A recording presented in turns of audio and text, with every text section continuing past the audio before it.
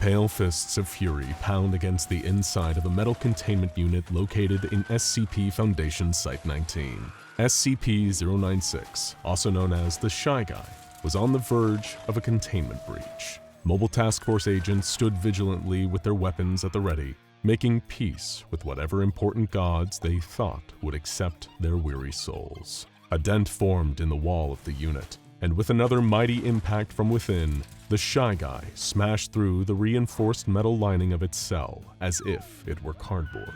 Too bad for the Foundation, the two materials did not cost anywhere near the same amount. SCP-096 blazed straight ahead into the hapless crowd of MTF agents as if they were a set of heavily armed bowling pins. It toppled two of the most happily married members of the squad with a doubled lariat that shattered both of their spines upon impact with the floor. Two company funerals in one blow. The other well-intentioned but ultimately foolish agents opened fire on SCP-096, but the Shy Guy was never known to be slowed for long by any amount of firearms. The dubious value of arming staff with so-called conventional weaponry had been a point of contention among the Foundation Budget Department, and here was the argument against in full display. In a flash of pale flesh that rivaled an albino Olympian, SCP-096 dispatched the MTF and bashed through the effectively papier-mâché walls of Site-19, escaping beyond into the great big world where some unfortunate soul had gazed upon his face. A mysterious soul in touch with the ancient world, a not-so-average man named Gary. Gary had been hiking through the mountains for several miles, peering back over his shoulder for any sign of the dreaded creature that he feared had been pursuing him. When he got on that plane to Tibet, he knew there was no turning back, other than in a literal sense. He had come to see a reclusive mystic who was said to hold the forbidden knowledge to all of the ancient mysteries in the world. I have an intuition that even my peculiar issue, a bizarre and anomalous happening, can be solved when I seek the wisdom of this truly enlightened sage. He held out the legendary dodecahedron that he found in that public park, the only artifact that seemed capable of holding the creature at bay. The strange black-suited individuals guarding it referred to the dodecahedron as SCP-184, but Gary knew better than to think numbers and labels could sum up the totality of its ancient mysteries. Whenever I'm inside a building, the dodecahedron alters the dimensions of the hallways, making it so that the creature following me is always farther away. Gary needed any amount of distance he could get from the relentless pursuer, a thing that was clearly inhuman in every way except for the fact that it had 2 arms, 2 legs, and a head. But beyond the superficial appearance of being humanoid, the monster conveyed an unspeakable degree of malice and fright in its appearance. He had seen its face in his dreams and his nightmares ever since that terrifying incident that befell him so many desperate years ago. Years of running, years of isolation, years of being confounded by ancient mysteries. During those years, he had assembled the ancient tables that had long ago been unearthed in the Superstition Mountains, which depicted a horse on one tablet and a heart on another. When the 2 slabs of stone were combined, the truth could be revealed. And what the truth was an ancient mystery. Of all things, Gary never expected to see a carved depiction of SCP-096, or whatever the long, pale thing that was chasing him was called. "It's that one guy," Gary exclaimed, staring at the stone carving. "It must be from this mountain or something. But who's to say? It's a mystery." That was only the beginning of Gary's travels, and every next step took him farther from the creature, but also closer to it in a metaphorical sense. The pale humanoid haunted him, and this mystic of the mountain would soon give him the answers to how to be free of it forever. He came upon a hut in the deep mountain as he expected to. Opening his third eye, Gary could sense a pervasive aura of mystery surrounding the building before him. He advanced with trepidation, for as tantalizing as the solution to his problem was, the idea of lingering mystery was perhaps more so. Gary stepped inside and saw through the hazy smoke of incense a man who could only be described as the Mystic. It was unclear whether he was young or old, but one thing was for sure. His starry robes and conical hat denoted him as a member of a secret order from the distant past. "I am the Mystic, and I was expecting you. Now I will explain everything. About everything." The Mystic gestured to a grand knitted tapestry over his head, depicting an ancient or perhaps yet-to-happen battle between a long-limbed pallid giant and Gary himself. In the tapestry, Gary was surrounded by ancient mysteries, all of them powerful, all of them ancient, and all of them mysterious. He listened closely to the mystic's words, knowing that the fated fight that he was dreading would soon take place. Mastering the ancient mysteries was his only hope of being free, but also of avenging his family. Gary had never wanted this life. Several years before, he'd graduated from college, majoring in theology and comparative mythology. With his entire life ahead of him, he returned home after completing his PhD, excited to soon enter the wonderful world of academia. It felt like such a profound victory coming back to the sleepy Massachusetts town, having gained knowledge and experience in the world around him. But he wasn't the only one in his family with that inclination. His brother Michael never had the talent for academics. He didn't want to hit the books. He wanted to hit the excitement and danger of adventure. He was born too late to explore the world, too early to explore the galaxy, but just in time to test his mettle against the toughest expeditions Earth in all her glory had to offer. It was this thirst for adventure that sent him to the rugged Himalayas with only himself and a Sherpa guide. He'd climbed to the highest peak and stuck in the family crest of his forebears. And of course, he'd taken photos. So many photos. Photos that he would be eager to show everyone, including his academic brother Gary when he got back home. He had no idea that he was putting himself and so many others on a collision course with destruction. It was the same frosty white Christmas when Gary and Michael returned to their familial homestead with stories to tell and experiences to share. It had in fact been years since the two brothers had seen each other, and little did they know, they would never see each other again after this night, and what would change everything would be a simple slideshow. Gary understood that his family wouldn't necessarily appreciate his dissertation on the ancient mysteries of East Asia, but Michael was more than happy to share his own experiences. He pulled out the family projector, plugged in his memory card, and began to regale his family with the tales of expeditions, the Amazon, Death Valley, Mumbai, Mount Everest, and of course, the Himalayas. Photo after photo, his family found it increasingly difficult to pretend they were interested, but they did so anyway out of politeness. At a certain point in the seemingly eternal slideshow, Gary relieved himself to go to the bathroom, encouraging his gregarious brother to keep going on without him. There were another 800 photos to go through, after all. While Gary was trying to pee extremely slowly, as photos clicked through in the living room, an omen of death flashed up onto the wall from the projector. Not that any of them would ever know the danger of what they were witnessing. Not yet, anyway. The photo was a seemingly simple one. Michael standing on the slopes of the mountain. Stark white abounds behind him. Only a keen eye would notice the little gray cluster of pixels nestled deep in the mountain behind him. But you didn't need to notice something in order to see it, and to see SCP-096 meant to die.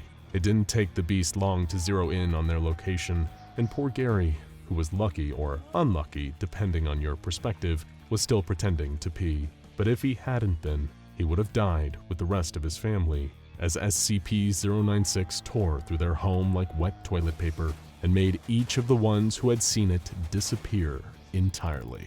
By the time the door opened, the bathroom was the only freestanding room in the house. He was in the ruins of his own home, surrounded by destruction and carnage, and a long, terrible being with stone-white flesh, having a bag slid over its head by men in black tactical gear. When those same men saw him, they immediately zeroed in and restrained him. He heard one of them say, "Thank God he didn't see the thing's face." What happened next, the most horrific hours of Gary's life, were just standard procedure for the SCP Foundation. He was debriefed and given amnestics, but that was when the next major mystery of Gary's life began to unfold. By some 1 in a billion chance, the amnestics did not work. He retained every memory of the terrible tragedy that had befallen him, of the monster that had devoured his life, of the SCP Foundation's unwillingness to do anything other than sweep it all under the rug. If he wanted his revenge, he would have to get it himself. That's when his degree in theology and comparative mythology came in handy. It was essentially a degree in ancient mystery, and perhaps those mysteries would be the key to defeating the monster that had ruined his life. It was this plan that he'd spent all these years putting into motion. When SCP-096 came tearing through the foliage onto the mountaintop, Gary was waiting. Tapping into the mystical arts that had been bestowed upon him after solving the puzzle that adorned the Shepherd's monument, Gary manifested a sturdy prison of gravestone around his gaunt and fearsome foe. The stone would not hold the creature forever, but its forbidding weight and severity would give Gary time to prepare his next countermeasure. "How do you like a taste of my ancient geomancy, you dirty brother killer?" Gary boasted. "I will avenge you, Michael. Watch me from up there in ancient mystery heaven." SCP-096 sprinted into the clearing, leaping toward Gary and raking his face with its terrible claws. But just as quickly as the wounds were inflicted, they closed, leaving only smooth and slight sun-damaged skin behind. "I was prepared for this. You see, I had a very particular, very special drink some time ago." After solving the mysterious puzzle of the Shepherd's monument, Gary uncovered its many secrets. One of these was the location of a certain cup, the Holy Grail. Ever heard of it? He came upon it tucked behind a waterfall in the English wilderness. It had traveled a long way from the land of biblical myth, but Gary supposed the Crusades probably had something to do with it. When he laid eyes on that mythic chalice, he couldn't help but fill it with some of the crystal clear water and take a drink. The water was quite polluted, actually, but due to the healing properties of the Grail, he was spared any digestive issues. Oh, and it made him functionally immortal. Now SCP-096 would have to work a lot harder if it wished to destroy his fleshy vessel. His body was truly a temple, and his offering was revenge. Sa-re-ga-ma, Gary chanted, invoking the powers of the musical pillars of Vishnu. His mind entered the Akashic record, and within mere seconds, he searched through eternity for the power he needed to bring justice to this conflict. In astral form, he reached into the river of Samsara and pulled forth the flaming sword of Kalki, the incarnation of Vishnu that was to appear in the culmination of the Kali Yuga. Sa-re-ga-ma. Back in the physical realm, Gary was now wielding a Movanic celestial blade of pure cosmic divine flame. He brandished the holy arm and pointed it towards his gruesomely elongated foe. He braced as it approached and swung with all of his might, rending a wound in SCP-096's chest and setting it alight with the white-hot intensity of the universe itself. "It's a good day to do what must be done by me and avenge my family! With the sacred and undying light of Lord Vishnu in my hand, I will bring the Kali Yuga crashing down upon you!" Like a pair of samurai warriors locked in a cinematic standoff, Gary and the Shy Guy charged towards each other, and each delivered a brutal and flashy attack.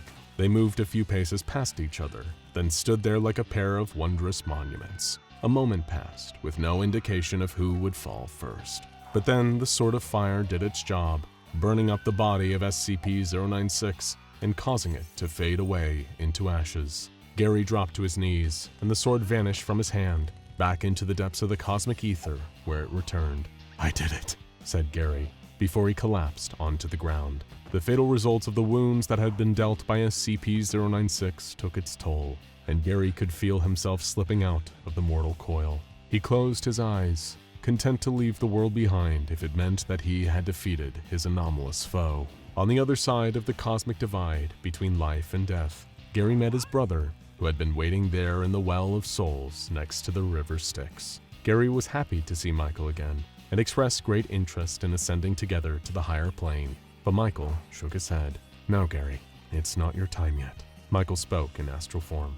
"There are mysteries you have yet to solve." Gary's eyes bulged with disbelief. He realized that his brother was right. While the infinite majesty of Nirvana had its charms, the world he was about to leave behind was still filled with so many unknowns, and he could not truly rest until he had unearthed the mystical answers behind all of them. When Gary opened his eyes, he was lying on the side of the mountain, a few feet from the ashes of SCP-096. He looked at the dodecahedron, his closest companion, and smiled.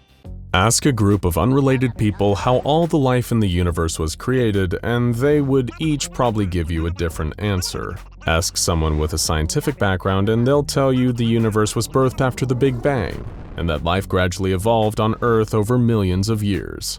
Or if you were to ask someone of the Christian faith, they might tell you that God created the entire universe in 6 days, every planet, star, even giving life to every single creature, then took Sunday off, Every belief system since the dawn of humanity, whether monotheistic, pantheistic, or even atheistic, have had their own creation stories and myths. And then there's the answer that a member of the Church of the Broken God would give you. And trust us, it's far more complicated. Just in case you've never heard them mentioned before, the Church of the Broken God is an anomalous religious organization and group of interest. The SCP Foundation has actually had a number of encounters with the Church over the years, and we'll get to why that is in a moment. Members of the Church share in the belief that life, specifically biological flesh-based life like that of human beings, is inherently wrong, a direct product of evil. Their religion focuses on the worship of mechanization, which is the process of making something or someone more mechanical in nature. So what do members of the Church believe created life in the universe? Well, according to their beliefs, in the beginning there were two ancient and powerful beings, named Yaldabaoth and Mechane, who created humanity together. Yaldabaoth was the god of flesh and animal instinct, granting human bodies, while Mechane, the god of machine and intellect, blessed man with the power of free thought. As humankind developed, its civilization began building machines. This enraged Yaldabaoth, seeing that the humans were ignoring the instincts she had bestowed upon them. As a result, she swore to destroy all the creations of man, seeking to revert them back to the animalistic state she had intended for them. According to the Church's legend, Mechane acted as humanity's savior and intervened to stop Yaldabaoth. The god of machine shattered himself, transforming his metal body into a number of pieces to form a cage for his fellow god. These fragments of Mechane's body rained down on planet Earth, scattered and lost. The Church of the Broken God believes it is their duty, their only true purpose, to recover those pieces. As such, the Church is devoted to the worship of Mechane, their broken god that lies in fragments scattered across the world. Often using anomalous technology, members of the Church of the Broken God intend to uncover or steal these various components. The Church's ultimate goal is to bring the correct pieces together and eventually restore Mechane's form. It is their hope that he will guide them to intellectual enlightenment and bless them with new mechanical forms so that they can discard their mortal bodies of flesh and blood and ascend to a fully mechanized way of life. The one problem is that there could be potentially hundreds of pieces required in order to rebuild Mechane. He cannot lead the Church to glory and defeat Yaldabaoth once and for all with parts still missing. A number of these pieces have already surfaced as cataloged SCPs that the Foundation is either aware of or has in containment. Among them are SCP-882, or His Broken Heart, to the Church, SCP-271, His Broken Gift, SCP-813, His Broken Eyes, SCP-1139, His Broken Tongue, SCP-635, His Broken Mind, and finally, His Broken Blood, which refers to SCP-217. And then there's SCP-3179, sometimes referred to as the Seed. In 1909, a meteor shower rained over Dellington, a tiny village in England, but something else fell with the meteors. Something otherworldly. It was made out of liquid metal, its form constantly shifting and shimmering, never staying at the same mass or held in the same shape for long. The object, whatever it was, quickly fell into the possession of a group known as the Cogwork Orthodoxy. You see, within the religion of the Church of the Broken God, there exists a number of splinter factions that, ironically, broke away from the main church. One such group, referred to as the Cogwork Orthodox Church, augment their own bodies through mechanical implants. However, we aren't talking microchips. The Cogwork Orthodox Church will only use technology from the late Industrial Revolution, as they think it is more fitting of their god, Mechane. So what does this object, SCP-3179, have to do with all these tales of mechanical churches and broken gods? SCP-3179 is capable of extending its mass, forming long rod-like metal structures that protrude from its central mass. These rods are then used to create smaller entities, referred to as SCP-3179-1. These entities might lack the ability to expand or change shape the same way that SCP-3179 can, but they are specialized for a wide range of functions. The SCP-3179-1 creations are usually designed to help free SCP-3179 from its containment, and will obey this purpose without exception. yet somehow they do not appear capable of communicating with the main body that they were created from. While SCP-3179 remains as a constant mass of liquid metal, the entities it creates are able to simulate an exterior organic appearance. In other words, they look like they are alive. Still struggling to find out why the Cogwork Orthodoxy and the Church of the Broken God would be so interested in this thing? Well, maybe this will answer that burning question. Warranty Silas, one of the members of the Cogwork Orthodoxy that recovered SCP-3179, thought the metallic object was the seed of Mechane. According to the beliefs of the Church, this liquid metal entity would one day expand to form the offspring of their broken god. Perhaps hoping to protect the future child of their faith's deity, the Cogwork Orthodoxy constructed a containment bunker around SCP-3179 in 1917. At first, this sturdy container seemed to have done its job, possibly having even been made using anomalous methods or properties to keep SCP-3179 in place. For over 100 years, it successfully held the entity and restricted its ability to grow. However, the unit has since been damaged by multiple attempts by the entity to breach its containment, and will likely fail completely within the next 5 years. You see, SCP-3179 isn't just alive, but sentient. The liquid metal entity has displayed an extremely high level of intelligence, although not through direct communication. It shows its intelligence through its evolving tactics, changing the shape of its mass or creating more instances of SCP-3179-1 to aid in its escape. In fact, the so-called Seed of Mechane is so vastly intelligent in its strategies and relentless in its goal to breach its containment, that in 2016 most of the containment unit built around it had been destroyed. The Cogwork Orthodoxy had no choice but to directly contact the SCP Foundation and appeal to them to take over the containment of SCP-3179. Even after this exchange, the Foundation still had significant trouble keeping the entity contained. They couldn't transport it, instead assigning a mobile task force, Zeta-10, codenamed Death Metal, to monitor SCP-3179's growth. If a section of its body expanded too far beyond an acceptable level, these personnel had to step in and sever it from the main body of SCP-3179. Any part sliced, severed, or otherwise removed from the liquid metal mass still continues to grow for several hours after its removal.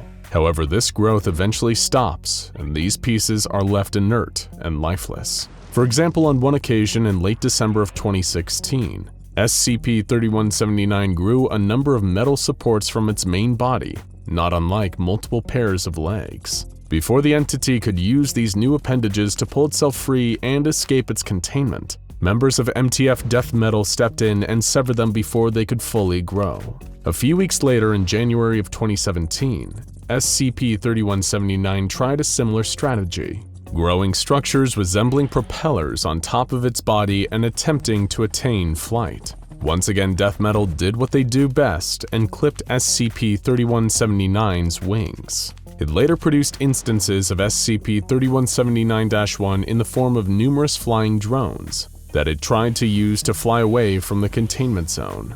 MTF Zeta-10 was able to shoot these entities down, forcing SCP-3179 to once again alter its tactics. Next, it produced a number of sound-emitting structures from its central mass and used them to mimic the voices of a number of MTF Zeta-10 members. The metallic creature attempted to plead with the Foundation's operatives in the voices of their colleagues, claiming that they had become trapped inside the liquid metal.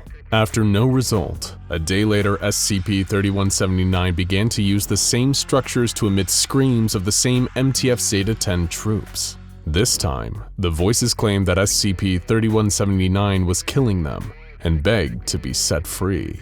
Once again, the Foundation's personnel remained at their posts, though this breach attempt apparently added a lot more job stress to the role. SCP-3179 even on multiple occasions produced instances of SCP-3179-1 that were identical to existing MTF Zeta-10 members, trying to convince the others that the entity should be released from its containment zone. At one point, it was even able to use tiny SCP-3179-1s to replace the internal organs of one of the MTF Zeta-10 members in his sleep with entirely mechanical components. On the outside, The man looked to be human, his eyes, skin, and tongue all organic. But inside he had been made a puppet of SCP-3179 and sent off to sabotage a number of systems involved in the entity's containment. Luckily, the Foundation's forces were able to stop this new instance of SCP-3179-1 and terminated him. Of course, this all begs the question, why would the Cogwork Orthodoxy hand SCP-3179 over to the Foundation? If the seed of Mechane was so sacred to them, so important to their belief system, then why give it to another organization? You could argue that the Cogwork Orthodoxy were admitting that they weren't as well equipped as the Foundation are when it comes to containing anomalies, or that they'd rather the future offspring of Mechane was best kept as safe as possible. But that is if you even believe that SCP-3179 really is the seed of Mechane. While growing in its containment, the entity showed to be considerably hostile towards the members of the church that curated it. It even caused a number of casualties, killing many that wanted to protect it on behalf of Mechane. Additionally, the metallic mass wouldn't change its state whenever they would read scripture related to the broken god. In fact, it showed little reaction at all to any displays of faith from the Cogwork Orthodoxy. Surely Mechane's own offspring wouldn't have behaved in such a way. Unless, of course, SCP-3179 wasn't the seed of Mechane at all. What if this entity was an imposter, oblivious of the beliefs of the Church of the Broken God? And given how intelligent it had shown itself to be, surely SCP-3179 would know to take advantage of the faith of those that had tried to procure it. On the 2nd of June 2017, SCP-3179 produced a number of metal tablets from itself and dispersed them throughout the containment area surrounding it. Each tablet had the same inscription written on it. Humans must obey the ruling of gods. The Mechane is a god. The Mechane is a powerful entity of steel and industry. I am a powerful entity of steel and industry. Therefore, I am Mechane. Therefore, I am a god. Therefore, you will release me. It is entirely possible that SCP-3179 was indeed a part of Mechane, the ancient broken god and deity to the Church and the Cogwork Orthodoxy. But then again, this entity showed intelligence and adaptability, as well as hostility towards the human beings around it. Perhaps this so-called seed of Mechane was nothing more than a false prophet, trying to use the faith of the Church to ensure its own escape. It doesn't get much craftier than that. Nowhere is more secure than an SCP Foundation facility. They make Fort Knox look like a revolving door with a spare key under the mat. That's why when someone or something can infiltrate without even being noticed, it's considered a major threat. And doing exactly that is what put a mysterious group of insurgents known as the Serpent's Hand on the map. But this group of interest isn't just famous for its ability to sneak into Foundation's strongholds. Like a lot of the SCP Foundation's biggest threats, from the Scarlet King to the Chaos Insurgency, the roots of the Serpent's Hand are closer than they think. The Foundation's first official brush with the Serpent's Hand came shortly after they contained SCP-268, an Irish tweed wool newsboy cap believed to have been created sometime in the 1800s. The only identifying mark on the cap is a label with the following phrase written in Middle Irish: "The garden is the serpent's place," initially believed to be a reference to the serpent in the biblical Garden of Eden. This Euclid-class SCP is a double-edged sword. It gives the user a useful supernatural ability at a terrifying supernatural cost. Anyone wearing the cap appears so utterly unremarkable that nobody is able to take notice of them, and when they leave a person's general area of awareness, they're quickly forgotten. The user isn't invisible, but they might as well be. If you're a person whose line of work involves sneaking and subterfuge, or if you're just a major introvert, this sounds like a dream come true. However, like a lot of anomalies, this dream can quickly become a nightmare. If someone wears the cap repeatedly, or for too long at one time, they risk the effects of the cap becoming permanent, even when it's removed. You can become a forgotten person, impossible to notice and remember, even to those closest to you. Why anyone would want such a fate is a mystery, so it came as a surprise to the Foundation when the hat suddenly disappeared from secure containment, replaced by a note reading, "Thanks, I needed my hat back, LS." Who was this mysterious LS? And was the anomaly truly theirs prior to containment? Scientists, security officials, and administrators hoped this would be an isolated incident, but LS was far from done. And even worse for the Foundation, LS was now armed with a perfect anomalous tool to make their next containment breach even smoother. The next incident was known as Security Breach Incident X-23 and was committed against the extremely valuable Site-19, the largest Foundation site there is. Most humiliating of all for the Foundation security team working there, security footage indicated that LS simply strolled into the base without being noticed. SCP-268 was working wonders. This time LS had a new target, SCP-914, an anomalous machine also known as the Clockworks. This machine, originally tested by the famously emotionalist Dr. Charles Gears, has the ability to refine any object placed into its chambers into a greater version of their original selves, often with strange and anomalous results. You can probably see why someone wanting to utilize anomalies for their own gain would take such a keen interest in this one.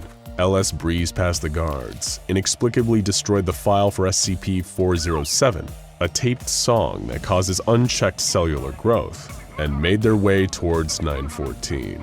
Unfortunately, a researcher who was working on 914 was murdered by LS during the breach. We have no idea what they did with 914. Perhaps they refined 268 to act as an even more effective stealth tool, without its unpleasant side effects. Maybe they made the daring move of refining themselves. We'll never know. All we do know is that this time, LS left a letter. It was long, rambling, and philosophical, with no incriminating information that could be used to identify the mysterious figure. They signed off the letter with, "I leave you with one final truth. The garden is the Serpent's place. The divinities of fear and order who come to walk in the cool evening air are only visitors. Do not fail to see the evil hiding in the light, nor the aromatic beauty of the palest flower of darkness. Signed sincerely, LS." These repeated references to the Serpent clued the Foundation in on the affiliation of this new troublemaker, a growing group of interest named the Serpent's Hand. But really, who are the Serpent's Hand? What do they want? What is their connection to other active groups of interest, like the Chaos Insurgency and the Global Occult Coalition? And was this mysterious LS figure the leader of the group, or just another agent? These were all the questions on the minds of the Foundation's best and brightest tactical thinkers, but the answers didn't come easy. During the Serpent's Hand's investigations, the Foundation found an unlikely ally in what is usually one of their biggest opponents, the Global Occult Coalition. The GOC had dealt with the Serpent's Hand before and understood their central philosophy. Whereas the Foundation and the GOC were both committed to acting in secret and maintaining a sense of normality, the Serpent's Hand wanted the exact opposite. They wanted to destroy the secrecy around the anomalous and supernatural and reveal the existence of it all to the general public. While the Foundation and the GOC think this is crazy, the Serpent's Hand aren't just insane architects who want to unleash chaos across the world. In fact, they actually have some pretty interesting points. The Serpent's Hand acknowledges that the supernatural can be dangerous, but much like natural disasters and crime, will the public benefit from not knowing about them? Members of the Serpent's Hand also fight for the rights of non-violent anomalous entities, particularly sentient and sapient beings. They find the Foundation's habit of containing them and the GOC's habit of killing them barbaric, and will openly use and collaborate with anomalies to further their goals. Like how LS is a keen operator of 268 for their infiltration missions. At least 177 individuals belonging to the Serpent's Hand have been identified, many of which who have actively performed raids on Foundation sites across the globe. It was a mystery to the Foundation how such a small number of members could run rings around them, and seemingly be everywhere at once, until a revelation was delivered by the Global Occult Coalition.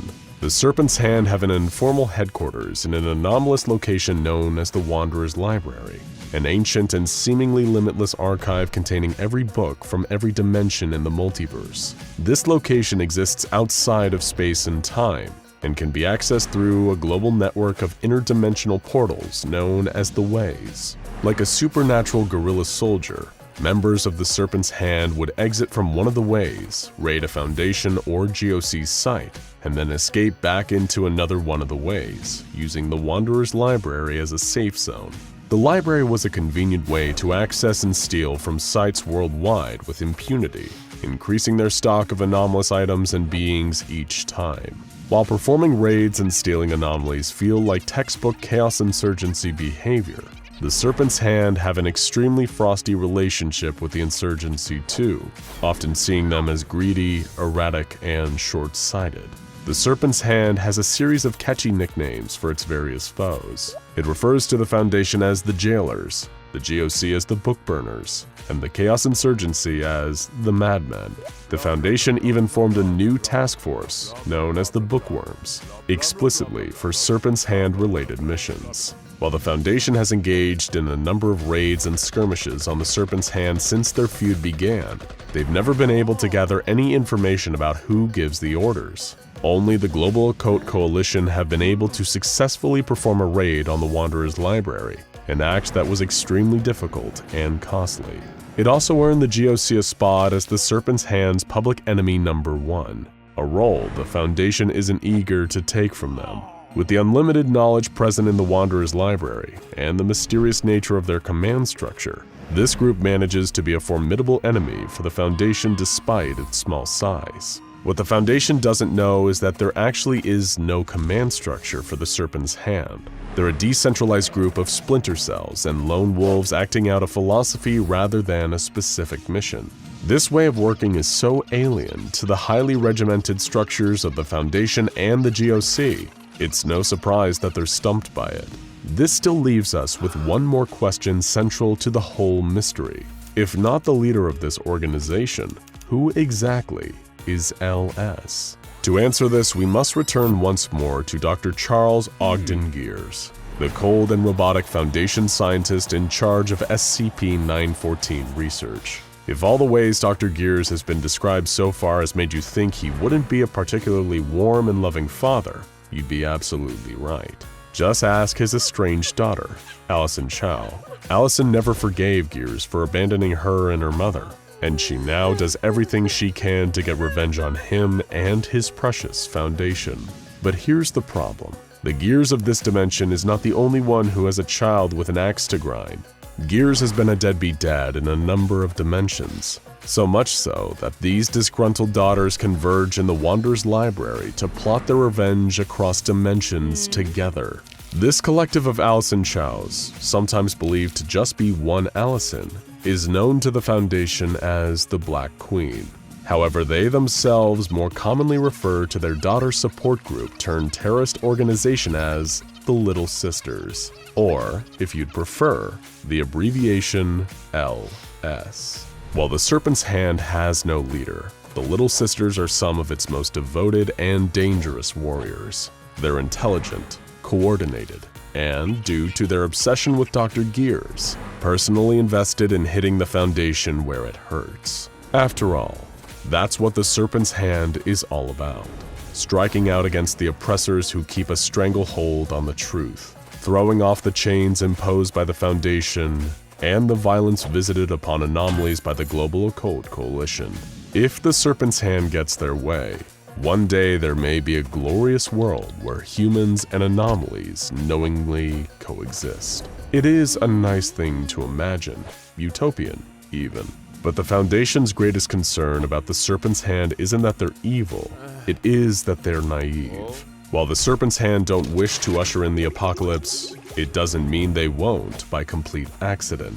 Their kindness and understanding towards anomalies may one day make them a perfect band of useful idiots for an entity with far darker intentions. And one day, they may just release something that would really be better locked away.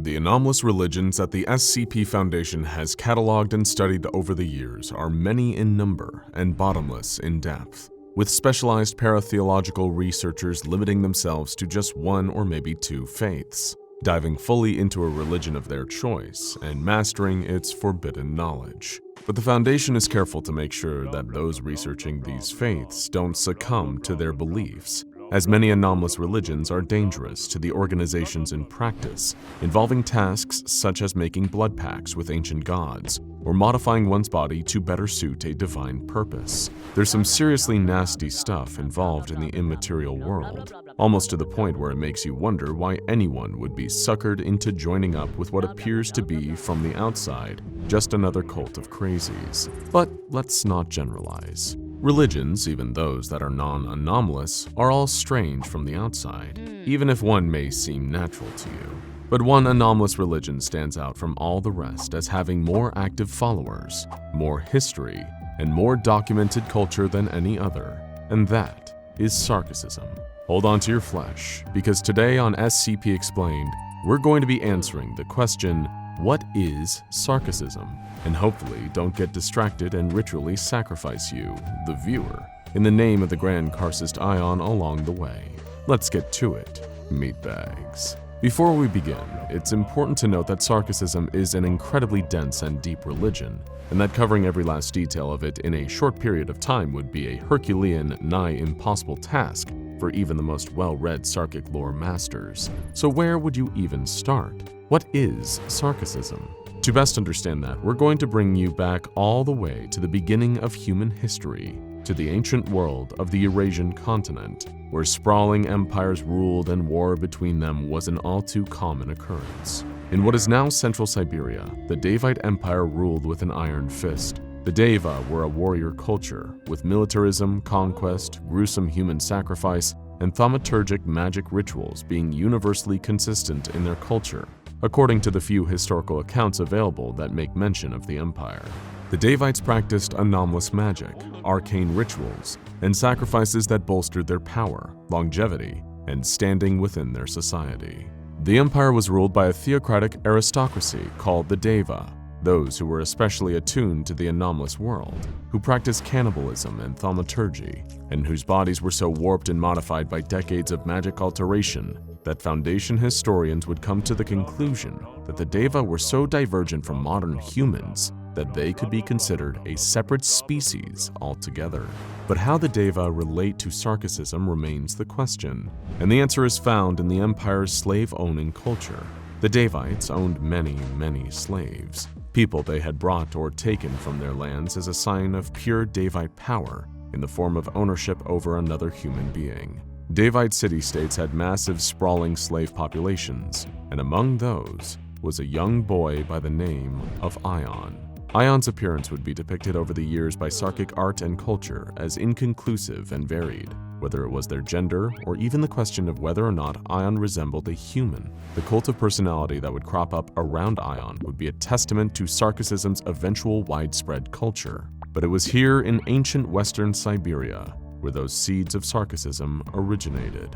According to the most prominent Sarkic texts, Ion was a slave, like many others in the Davite Empire. Born into slavery by a Davite mother and a concubine father, the circumstances of Ion's birth indicate that he was destined to be a slave from the onset. But there was something remarkable about them. Ion, in the eyes of his masters, was different from other slaves. He was intelligent, and so much so that the decision was made for Ion to serve under a Davite priestess, where he could hone his skills to serve the Empire in ways unlike the other slaves, who toiled away constructing massive public works, or died in foreign lands on the field of battle. Ion did not understand what differentiated him from others, and why he deserved such special treatment, but it was the realization that the only thing separating him from his masters was the possession of power that would serve as the basis for Sarcasm's founding doctrines. Ion watched in horror as those they knew succumbed to the backbreaking work that the Empire forced upon its slaves, and how prevalent death and destruction were among its people. Inside, Ion grew a great rage for the Davites, who flaunted their power over others in the form of slavery. He wished to transcend the physical limitations that kept him and his fellow slaves in bondage and service to the Davites. Ion knew that their masters practiced thaumaturgy, a form of magic that granted great power to its users, and in a brutal world where power is what defines who is master and who is slave, the prospects of achieving it became more important to Ion than anything else. If he could harness such power for himself, Ion could break free from the chains of slavery that kept him subservient to those Davite masters. He would achieve apotheosis, the belief that an individual could ascend to godhood through raw power and unbridled will. Over time, Ion's hatred of the so-called living gods of the Deva grew so strong that he actively began plotting their downfall. Around 1800 BCE, Ion's influence among the lowest ranks of the empire was inescapable. He was charismatic, he was a slave, he was powerful, and he spoke of violence, of seizing Davite magic for himself and using it to elevate himself into power. Ion's tenets and beliefs appealed to the slave population, who also grew hungry for freedom. Ion's creed spread like wildfire and would form the basis for all Sarkic belief in the centuries that came. First, there was apotheosis, which Ion was striving to achieve, and the path to doing so was the will to power. The next belief covered that concept in depth. Ion believed that the will to power was the primary driving force of man. As an individual seeks to master all things within its domain, they exert that power onto others, and others have the ability to exert it back in opposition. Desire is the measure of power, and those with a stronger will always triumph over the weak. The next belief was the act of theophagy, a hypothetical tenet that Ion was toying with after observing the Davite religion for years. Theophagy referred to the act of sacrificial consumption of a god, and upon eating them, achieving thaumaturgical, reality-bending, and all-powerful abilities. There were many gods in the universe, and this Ion knew, but none of them were fit for him to worship. Instead, he would crave their power. As a metaphorical example of theophagy, Ion wanted nothing more than to consume the Davite Empire whole, taking its power for his own. Next, there was the idea of sacrifice, whether it was for the sacrifice of the self for the benefit of many, or the sacrifice of many for the benefit of the individual. Ion believed, much like his masters, that ritual sacrifice was a powerful tool that could be used as a means to achieve an end. Those who commanded the sacrifice were showing their power, bringing them that much closer to apotheosis. Those who were sacrificed were experiencing strife,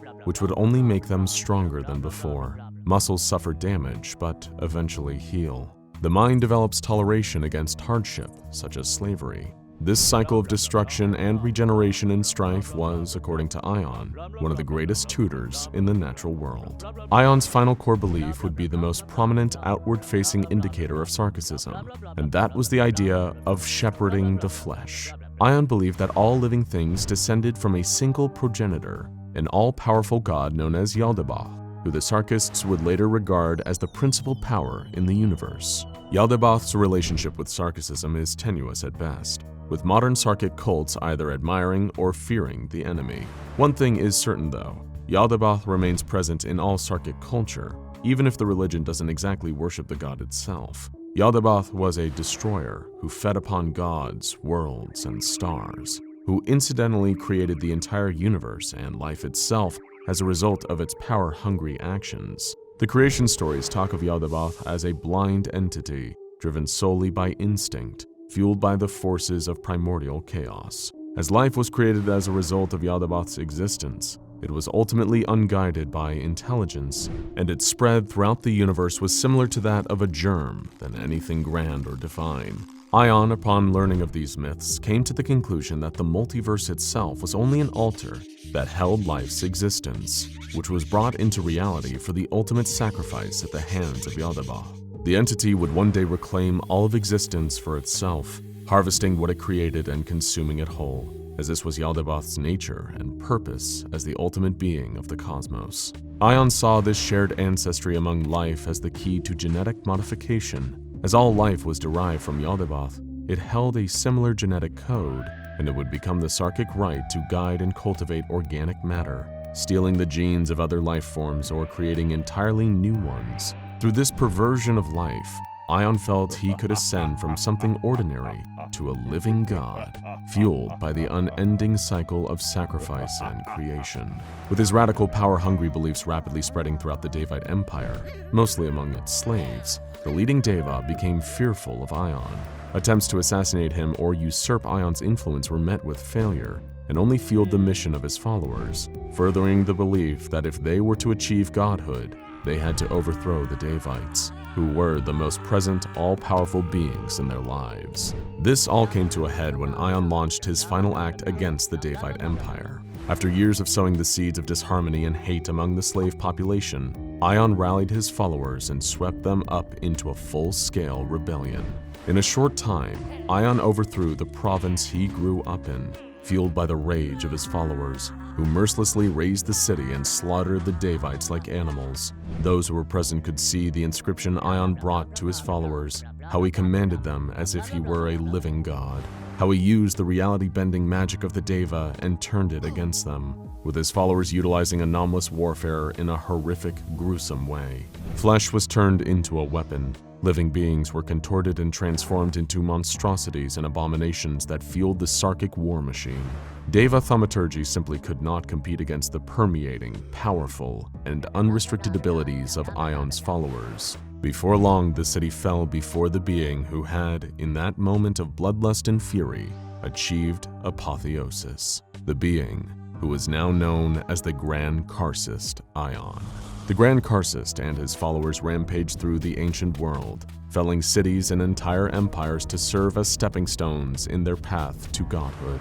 Their weapons and armor were unlike anything else at the time, and their utilization of powerful flesh-bending magic made them unstoppable on the field of battle. The city of Aditium was established as the Sarkic Holy City, where Ion ruled as the Sorcerer King and as a living deity. Texts from this period suggest that Ion had somehow usurped control of Yaldabaoth, the Devourer itself, wearing the flesh of the old god as a sort of armor and crafting a kingdom from its body. While the depiction is most likely only a metaphor for how much Ion resembled Yaldabaoth in philosophy and pure power, the image of a living god devouring and succeeding the old one is a striking visual that surely empowered many Sarkists at the time. Another story from Sarkic mythology during this period is the 6 Ordeals of Ion, a parable that told of 6 challenges that were issued to Ion by the Archons, the servants of Yaldabaoth, who challenged the newly crowned king of Aditum.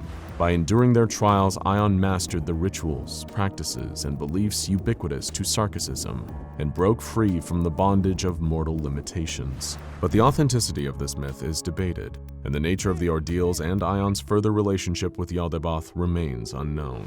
But why did the Grand Karcist Ion, with his flowing red robes and wielding his all-powerful staff, who twisted flesh and drew blood when he so much as drew breath, fall into such obscurity that his religion remains a mysterious and obscure footnote in the Foundation's archives? If the Sarkists were as powerful as these early texts state, where are they today? Why did the horrific city of Aditum, built of living organic material that stood monument to Ion's indomitable will, fall?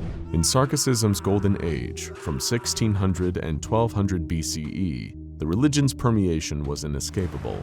Like the diseases they wielded in their wars, Sarkicism spread like a contagion around the world. Everywhere they went, they assimilated tribes and villages into their ranks, fighting under the banner of Aditum and the Sarkic faith. This expanded empire would be referred to as Kalmaktama, or the Deathless. Many tried to defeat these brutal invaders, including the king of the Hittite Empire himself, but all fell before them. As the Kalmaktama Empire attempted to establish a foothold in the Mediterranean, invading and colonizing the islands of Cyprus, Crete, and Gyros, for the first time in Sarkic history, the tides of war began to turn against the religion. A coalition of kingdoms were formed in response to the Sarkic threat, created by the Egyptians, Greeks, Minoans, Canaanites, Assyrians, and most importantly, the Mechanites, who were the followers of the Church of the Broken God. The cult of Mechane, the Broken God, had urged these kingdoms to unite against the Sarkic threat, and now united, outfitted their allies with superior Mechanite technology that anomalously enhanced the Empire's war capabilities, putting them on par with the Sarkic death sorcerers. And so a great war was waged between the Kalmaktama Empire and the coalition of kingdoms. The details of such are largely lost to time, but the war itself was fought with the full power of the Sarkists and the Mechanites clashing with one another, and its consequences left an imprint on the Earth itself. A death toll that estimates place at 20 to 30 million, mass graves, anomalous weapons, and even the deployment of giant mechanical beings created by the Mechanites known as Colossi that rampaged through Sarkic settlements and cities. Though the battle was costly on both sides, the Kalmaktama Empire fell to the Coalition, and the once impenetrable city of Editum was destroyed forever. Sarkicism would fall into obscurity, and the Empire would be forgotten, possibly because it was much easier than remembering the horrors Ion subjected the world to. The Grand Karsist himself disappeared, his whereabouts unknown shortly after the fall of Editum. Some said he had ascended into godhood, leaving the world behind. Others said he was slain in battle, nothing more than a man who believed he would never die. The Sarkic religion was effectively extinguished from the world, never to be seen again. Or so, that's what the Coalition was led to believe.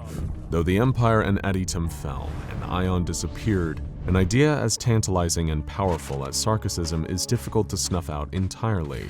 In reality, Sarkicism would continue in secret, in both its homeland in the Urals and among the offshoot tribes that had fought under Editum's banner. These sects of Sarkicism would practice their beliefs in their war-ravaged homeland, which suffered a great collapse, resulting in the fall of kingdoms, a crisis of refugees, and a decline of art, literature, science, and technology. Lingering disease and famine from Sarkic biological weapons spread even to the kingdoms of the Coalition, resulting in an event historians refer to as the Late Bronze Age collapse. The empire that was once deathless had now fallen, but its followers remained, practicing their power-craving rituals in secret and without centralization. This led to a Sarkic diaspora, where various sects and Sarkic cults, each with culturally distinct beliefs, would crop up throughout the Eurasian continent. While the Foundation is unsure of the specifics of these cults' activities and beliefs, elements of Sarkicism would soon begin to permeate the upper echelon of society, infiltrating Carpathian cults or sought out by nobles themselves who ignored the rumors of devil worship and witchcraft to seek out Sarkic power for their courts. The tempting power that Sarkicism granted made it a popular choice to be practiced in secret by upper-ranking royals and even entire noble families. From their position of power, where they had access to knowledge, influence, and a fresh supply of sacrifices, Sarkicism endured.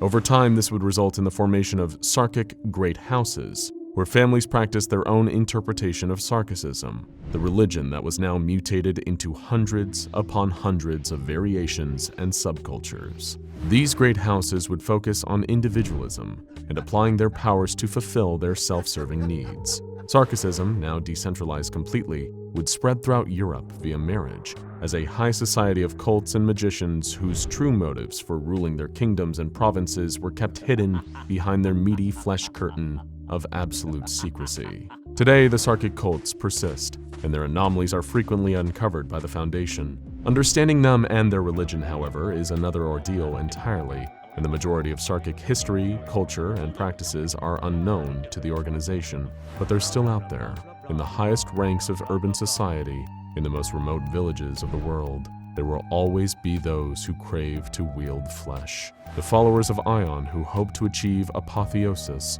however they may believe they can do so. Though the details remain unclear, there is one thing the Foundation has realized over its years of studying the religion: Sarkicism has, and always will, remain. If you've ever studied ancient Egypt in your history class, then you're probably familiar with the way they buried their pharaohs. When a king of Egypt died, their body would be entombed in a huge sarcophagus, usually after being mummified. Mummification was the process that the ancient Egyptians used to preserve their dead, safeguarding a corpse with special chemicals and the application of cloth almost like bandages. This was done to keep cadavers from decaying, usually because of the belief that this would carry over into the afterlife. And it wasn't just the Egyptians that practiced mummification either. Mummies of human beings or animals have been found on almost every continent in the world. Sometimes a body can even be accidentally mummified through exposure to extreme cold, lack of oxygen, or other environmental factors that help keep the deceased preserved. Fun fact, the oldest recorded mummy isn't even one left behind by the ancient Egyptians. It is actually a naturally mummified severed head estimated to be 6,000 years old. It was unearthed in South America in 1936. Yes, corpse preservation techniques can indeed be strange, but none are stranger than SCP-1176, also known by the nickname, the Mellified Man. Now, as you may have already pieced together, the Mellified Man is a mummified corpse, but not quite like the ones you would expect to find buried in the pyramids. Estimated by Foundation researchers to have been a man in his mid-30s when he died, SCP-1176 is a corpse that has degraded so much over the centuries that it has made DNA examination impossible. According to some of the SCP Foundation's best minds, SCP-1176 is possibly of Arabian ancestry, and thought to have passed away sometime during either the 10th or the 11th centuries AD. This is certainly not your ordinary mummy, and it definitely isn't like the kind you'd see in a cheesy black and white horror movie or on an old episode of Scooby-Doo. SCP-1176 is absolutely, undoubtedly dead by all clinical definitions. It doesn't show any signs of breathing, and the processes of blood circulation or metabolism have long since stopped. However, despite the decay suffered by the rest of the body, SCP-1176's brain seems to have remained intact for almost 10 whole centuries. Not just intact, but active. The Foundation's researchers have confirmed that the brain has a constant level of electrical activity, consistent with people experiencing Stage 3 non-rapid eye movement sleep, known colloquially as deep sleep. So, a mummy with an active albeit dormant brain. How does an ancient culture manage to achieve preservation like this? Alien technology? Cryogenic sleep chambers? Suspended animation? No, not quite. SCP-1176 exists in its current state in part because the body has been mellified. Now, this was a process a lot like mummification, but instead of wrapping them in cloth, a mellified man or a human mummy confection was created by submerging a dead body in honey.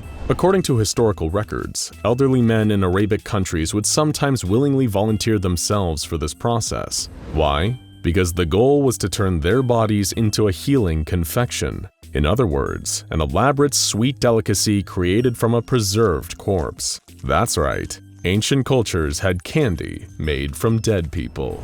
All the information the Foundation has gathered about SCP-1176 seems to point to the body being one such mellified man.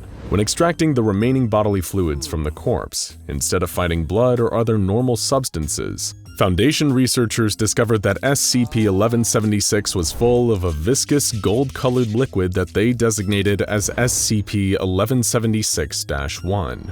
Further testing of this fluid revealed it to be, you guessed it, honey. Specifically, it was a type known as clover honey, made by a species called the Anatolian honeybee. This stuff was everywhere, filling SCP-1176 entirely. So much so that honey was even coming out of the body's pores. This is due to the nature of the mellification process. Typically, before death, a person who had offered to sacrifice their own body would stop eating any food. Instead, their diet would consist solely of honey and nothing else. They would even bathe in it, submerging their entire body in the substance inside and out until their sweat and even their feces were pure honey.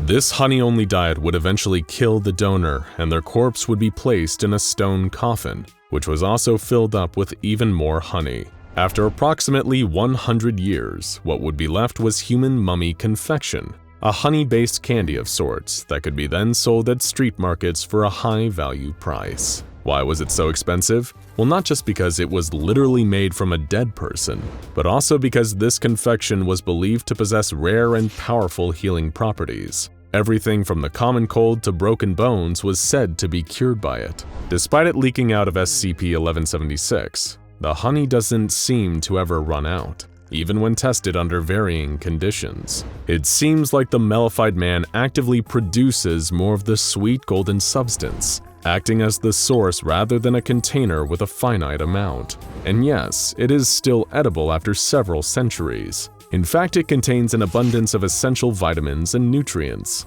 According to the Foundation's testing, the honey produced by SCP-1176 can suppress the feeling of hunger for up to 18 whole hours, and there are no long-term side effects for most that eat it. However, this is not the case for everyone. The Foundation has learned that any person without the blood type AB positive will have a severe allergic reaction should they consume any of SCP-1176-1. The symptoms include acute hemolysis, which means the red blood cells won't break down properly, and renal failure, which is when the kidneys stop functioning.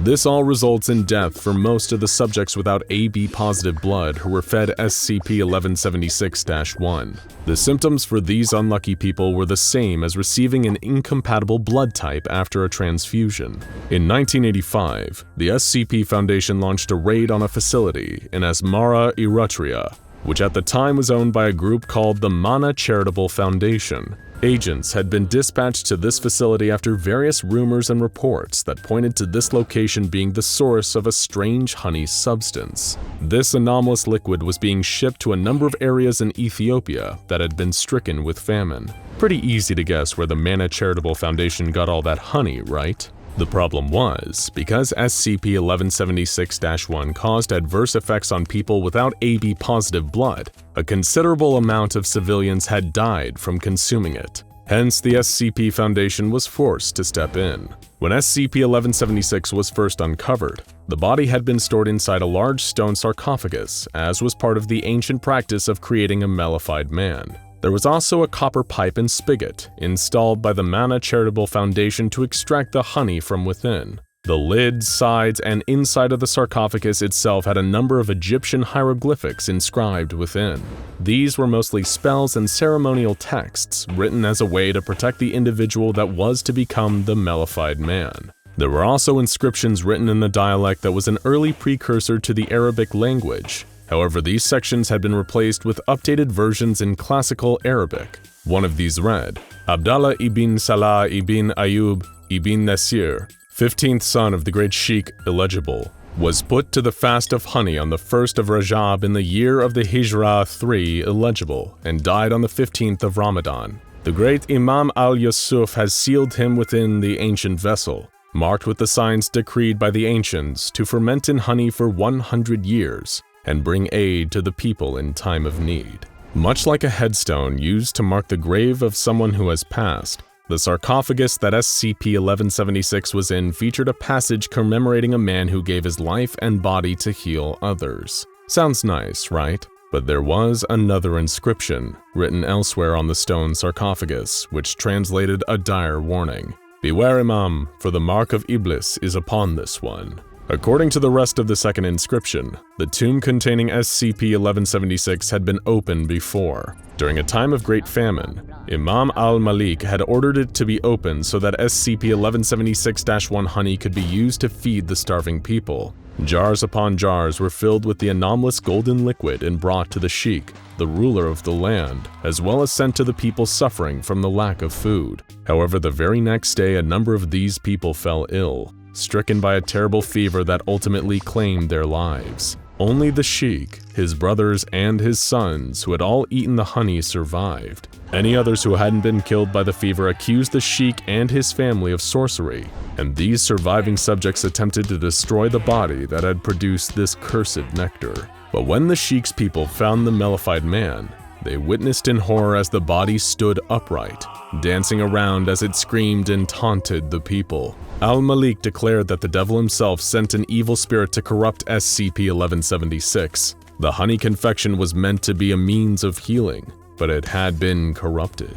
The sarcophagus was then sealed, and the inscription on it finished with the following caution to any that found it. May God strike down any who would break these seals. Countless centuries later, once the SCP Foundation had recovered SCP-1176 and the sarcophagus containing it, they began testing with the mellified man. Their goal was to determine how much of the SCP-1176-1 honey the ancient corpse could produce, perhaps in the hopes of using this substance as a form of hunger-relieving field ration for their operatives. Removing the body from its sarcophagus, Foundation researchers placed SCP-1176 on a metal grate, designed to drain the honey as it was produced instead of allowing it to build up. Over the course of several hours, more and more honey seemed to be produced, beginning at a rate of almost a liter per hour to almost 56 liters every hour. But then, after 10.5 hours of producing what seemed like an endless flow of honey, something unexpected happened.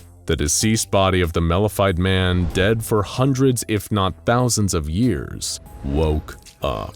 Foundation staff detected a spike in brain activity. If you cast your mind back to earlier, you'll remember that SCP-1176's brain had managed to survive and stay intact long after it should have decayed. The mellified man opened his eyes and immediately started to wildly flail around. He made a number of distressed sounds, the long dead body trying to crawl towards the outskirts of the testing chamber. Thanks to so many of its organs and muscles having withered away over the years, SCP-1176 was barely able to see or understand its surroundings. It couldn't speak, not properly anyway, given that its tongue had long since decayed.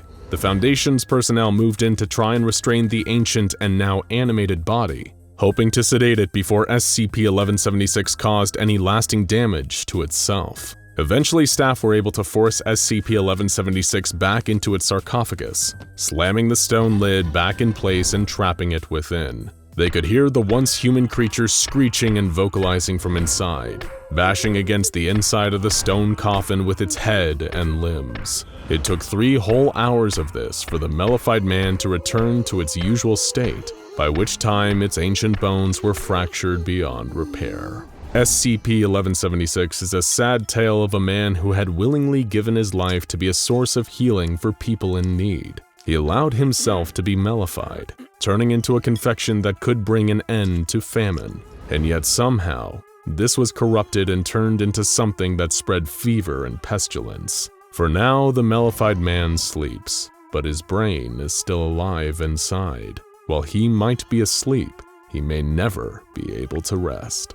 In 1961, the SCP Foundation discovered a town that was completely devoid of all life. Not long before their arrival, Darrington, North Carolina had been a community with high aspirations, a deeply religious township of devout Christians, many of whom were seeking greater prosperity from their lives. But now their home was a ghost town, with no sign of any prior Darrington resident to be found.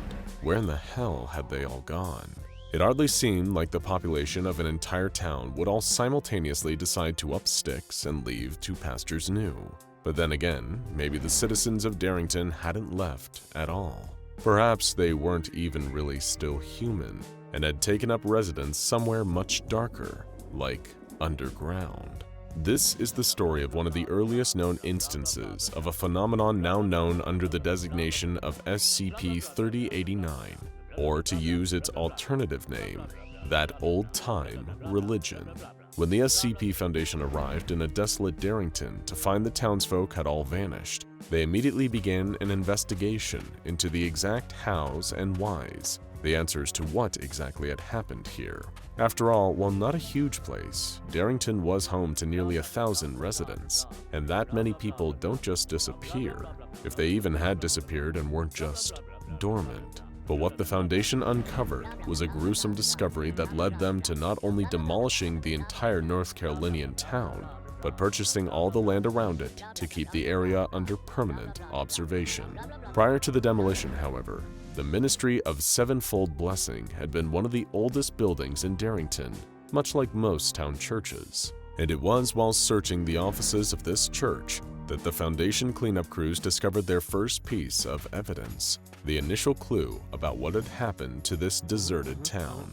They recovered a series of cassette tapes, each with a recording of sermons that had been given within the Ministry of Sevenfold Blessing.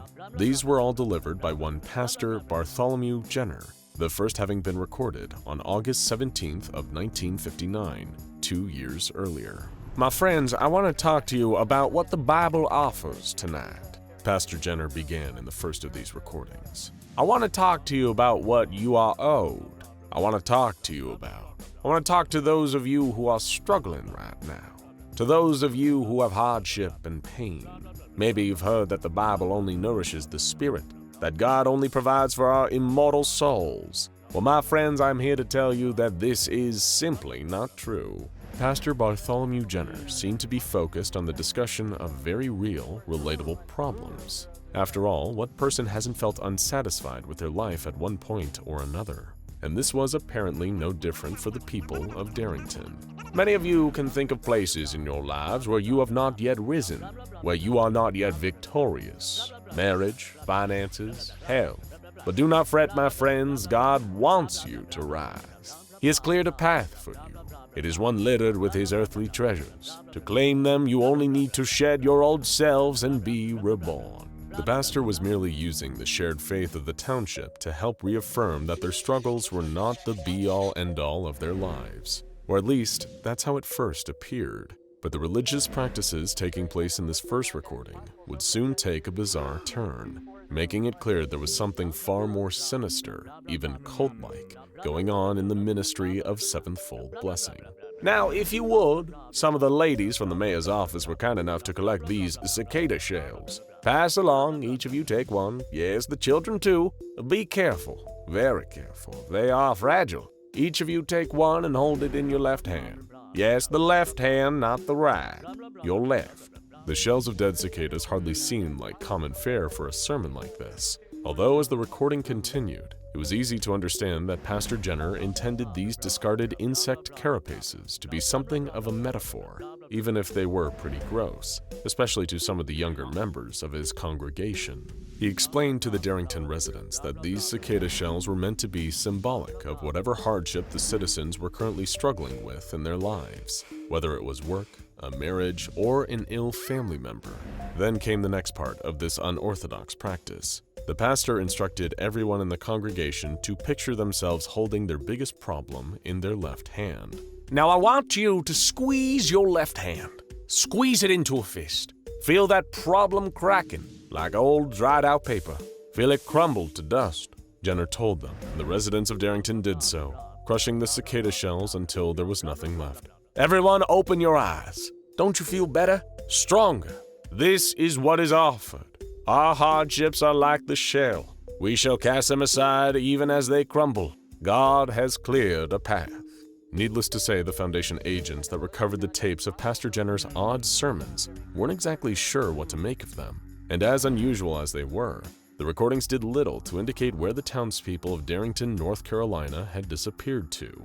But as they listened further, what they found was even more unsettling than an entire congregation of people crushing cicada shells. In the second recording, dated December 19th of 1959, Pastor Jenner was once again presiding over his congregation. He had just finished quoting a passage from Matthew chapter 25, verse 30, which related to a biblical tale known as the Parable of the Talents. In this story, a master puts his servants in charge of a differently sized portion of his wealth while he is away, then judges them based on whether or not his servants make a profit using his money. The third servant, who had received the least talents, meaning an amount of money, was punished for burying his share in the ground. Cast out into the outer darkness, to face weeping and gnashing of teeth. It was after making mention of this unprofitable servant that Pastor Jenner went on to address even more of the bizarre, almost ritualistic practices he had been introducing to his sermons. Now, some of you have expressed concerns over the new sacraments. A few have even called them sacrilege. And yet, have we not prospered? Have these same naysayers, these same doubting Thomases, not profited from our good works? The pastor declared, I have shown you how to heal the sick with the Lord's Prayer and the blood of an unbaptized child. I have shown you how to see your future in the stemming entrails of a quivering crow. I have shown you the path to glory. But I cannot make you follow this path. I can only show it to you. It is you and you alone who must follow it, who must rise and shed your old self. Shed your old self. The words immediately called to mind the image of the cicadas, insects that discard their outer carapaces and emerge anew, bugs that also burrow into the ground and wait, lying dormant under the earth for years at a time, all before they emerge, rising up again, so they can spread. It was becoming clear that Pastor Jenner was certainly deviating further and further from the church's normal religious practices. His bold and blatant descriptions of what sounded like ritualistic sacrifices were shocking enough to hear, speaking of using blood and entrails to bring the town the prosperity it sought. But if that wasn't bad enough, the worst was still yet to come, contained within the third and final recording. Unlike the previous cassettes, most of the sermon from June 7, 1960 was almost completely unintelligible, and without any visual evidence to go along with it, it was hard for the Foundation to make out exactly what was going on. It began with another quote from Matthew, this time chapter 28, verse 6, which made mention of the resurrection of Jesus, that he had risen, and that people should come and see where the Lord lay. Not a metaphor, my friends, Pastor Jenner explained before urging his congregation to join in some kind of formation. Step forward, mothers behind their daughters, fathers behind their sons. Turn to face The recording became unintelligible again after that point, with only a few more words being audible. The pastor seemed to have gathered the townsfolk of Darrington, presumably for some new form of ritual. He encouraged the town's children to close their eyes and pray, before reminding the congregation that God sacrificed the life of his only son, Jesus. Frighteningly, it appeared that Pastor Jenner was implying the adults of Darrington should do the same. One of the next fragments of his sermon that could be deciphered declared, "Lamb is slaughtered to feed the lion, the son is slaughtered to feed." Between more and more noise interfering with the recording, Pastor Jenner could be heard saying, "The pact is complete. This world shall be our paradise," before he encouraged his congregation, or those who were left, to dig deep and wait. Then came perhaps the most horrifying part of the tape. The remainder of the recording lasted 30 minutes, comprised of pure static. Or the Foundation agents listening to it assumed at first that it was just interference, but further audio analysis seemed to suggest that the long, continuous mass of hissing wasn't static at all. It was the chittering sound of insects, like the noise made by cicadas. For a time, the incident at Darrington left the Foundation baffled. There seemed to be no clear answer as to what had happened. Not one of the town's residents were anywhere to be found, and on top of that, there were no bodies, no remains of any kind to speak of. If they were dead, there would at least be some kind of trace. And then there were all the questions raised by Pastor Bartholomew Jenner's strange sermons. Why did he seem so focused on enacting rituals? Did any of his methods really benefit the town? And why did he place so much emphasis on cicadas, of all things? Answers were few and far between. Although almost 6 decades after the Foundation discovered the desolate town of Darrington, a new development would come to light. To be more accurate, it was 56 years later. On the 11th of January 2017, a Foundation agent named Daniel Mitchell was patrolling the area that had formerly been Darrington, North Carolina, before the Foundation had demolished all traces of the town. By this point, the SCP Foundation had long thought that they had figured out exactly what SCP-3089 was. They had even encountered it emerging in a number of different forms in both 2007 and 2015. However, it was what Daniel Mitchell happened across during the routine monthly patrol that revealed the horrifying truth. At the outskirts of the area where the town had once been, a series of sinkholes had opened up at some point between the previous monthly check and this one in early 2017. And if you think that these sinkholes caused a disturbance in the earth and uncovered all the bodies of the former residents of Darrington, you'd be wrong. It was far, far stranger. The Foundation conducted a full-scale examination of the sinkholes around the demolished North Carolinian town. And these weren't just a few patches of loose ground that had sunk through. The geological survey the Foundation carried out quickly revealed that these sinkholes led to an extensive network of tunnels underground. They extended several hundred kilometers outwards, practically covering the entire underside of where Darrington had been. The tunnels seemed far too big than any other created by any natural means, but the entire network also appeared too rudimentary, too imperfect to have been carved using any modern excavation technology, like a large drill.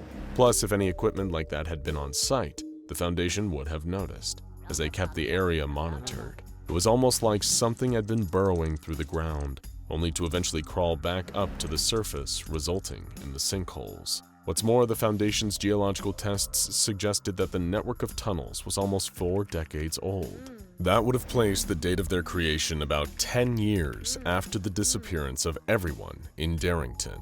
Naturally, the Foundation immediately launched a mission to explore more of the tunnels. Before even completing a full sweep of the underground space in its entirety, they had made another discovery. Contained within the tunnels was over a whole ton of organic material that had been mostly preserved without decomposing too much. The SCP Foundation began gathering samples for testing, finding most of this material to be severely desiccated dermis tissue.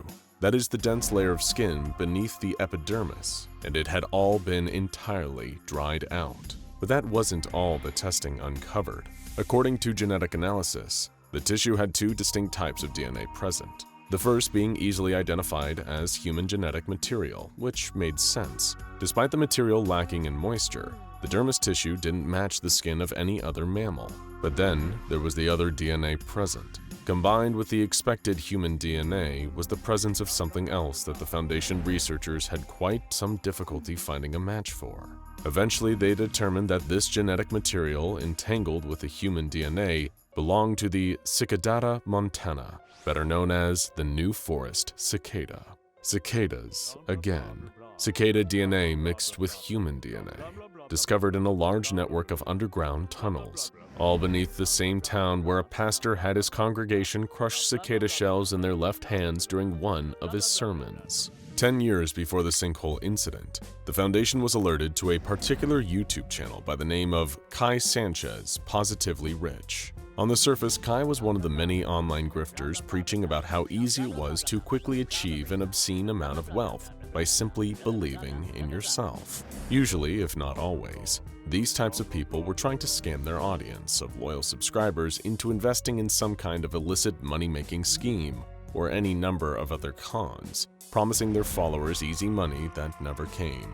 But Kai Sanchez's channel was slightly different, so much so that the Foundation had to contain his entire audience, deeming them to have been affected by SCP-3089. The video that caught the Foundation's attention was an hour-long upload from Kai, entitled 7 Secrets to Ascend the Ladder of Prosperity. There was that word again, prosperity.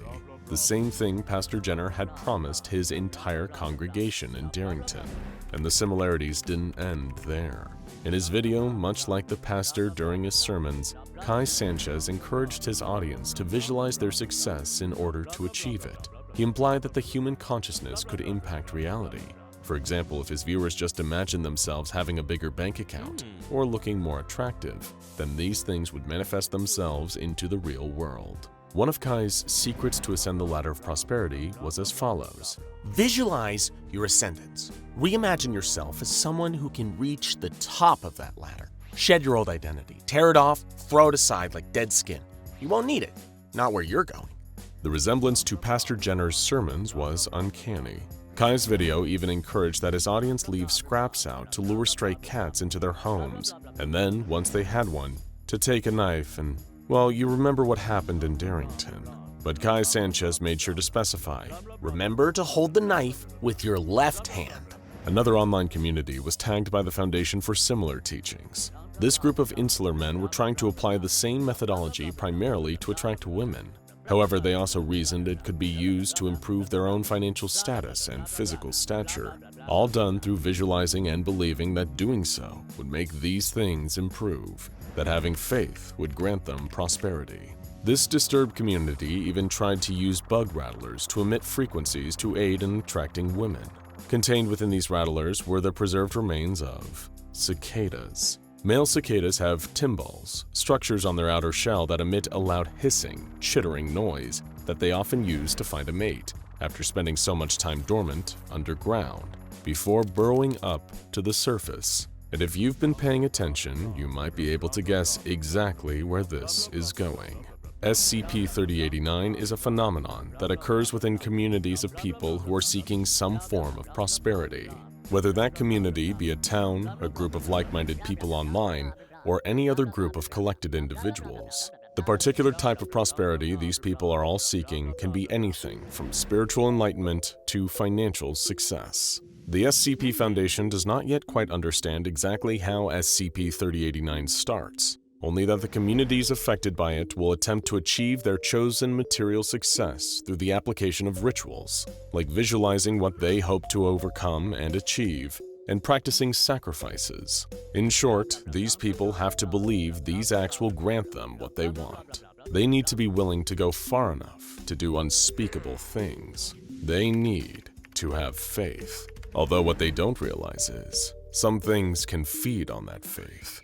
They can harvest it. Before these communities realize the terrible things that they have done, or who exactly has tricked them into performing these rituals, they'll begin to undergo a horrific transformation process, known as SCP-3089-B. It begins in the chrysalis stage. Members of a community that have been affected by SCP-3089 will experience a declined state of metabolism. Now classified as an instance of SCP-3089-A, their brain activity, heart rate, and body temperature will all begin to lower. Over a period of between 3 and 6 hours, these people will then suffer a change to their epidermis, the outer layer of skin. It starts to harden until it has formed a dense, brittle substance, like a shell. Next comes the second stage of SCP-3089-B, metamorphosis. Internally, SCP-3089-A individuals will develop a number of tetromas, a type of germ cell tumor that can contain several different types of tissue, such as hair, muscle, and bone. During the next 2 or 3 weeks, these tumors will expand and dissolve the person's soft tissue.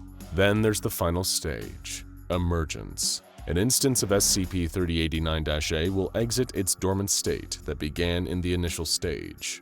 Once they have awoken, then something exits the outer epidermal shell. It will not communicate. Some will retain remnants of internal organs, such as eyes or lungs. However, these are vestigial, no longer serving any purpose. The brain functions deviate from any normal human patterns. Having completed the process, this thing will attempt to burrow down into the soil via any means at its disposal. An outer shell, digging into the soil. The tunnels underneath Darrington. The genetic material uncovered below. Dermis tissue with 2 types of DNA, a mix of human and cicada. There is something out there. It is preying on people's faith, their longing for prosperity. Then when these communities are presented with someone who can take advantage of that faith, like Pastor Jenner or Kai Sanchez, they find themselves encouraged to push their faith to its furthest limit. And then they are rewarded by becoming something else, something nightmarish. The question is, when they wake up and crawl back out from their tunnels, leaving a sinkhole in their wake, where do these cicada creatures go? A team of archaeologists uncovers a giant ceramic vase in the ruins of an ancient Greek city. They carefully brush away the sand and debris that surrounds it. The head archaeologist grabs a ladder and places it gently against the 8-foot-tall vase. "I'm gonna see if there's anything inside," he says. The archaeologist climbs the ladder and peers over the lip of the ceramic vase. The inside is completely black. "I can't see anything," he shouts down to the rest of the team. He reaches his arm into the pot to see if he can feel anything. A couple of seconds later, he releases a yelp of pain. "Something bit me!" he yells. The archaeologist pulls his hand out of the darkness and climbs down the ladder. "Is there an animal inside?" a fellow archaeologist asks. But before the question can be answered, the ceramic vase begins to shake. Thousands of tiny creatures resembling a rat mixed with a pug flood out of the top of the vase. They start clawing and biting the archaeologists. The men run away screaming in terror. Many are consumed by the wave of creatures. Others are overwhelmed as they try to scramble up the ruins to safety. Only minutes after the lead archaeologist stuck his hand into the ceramic vase, the screams are silenced.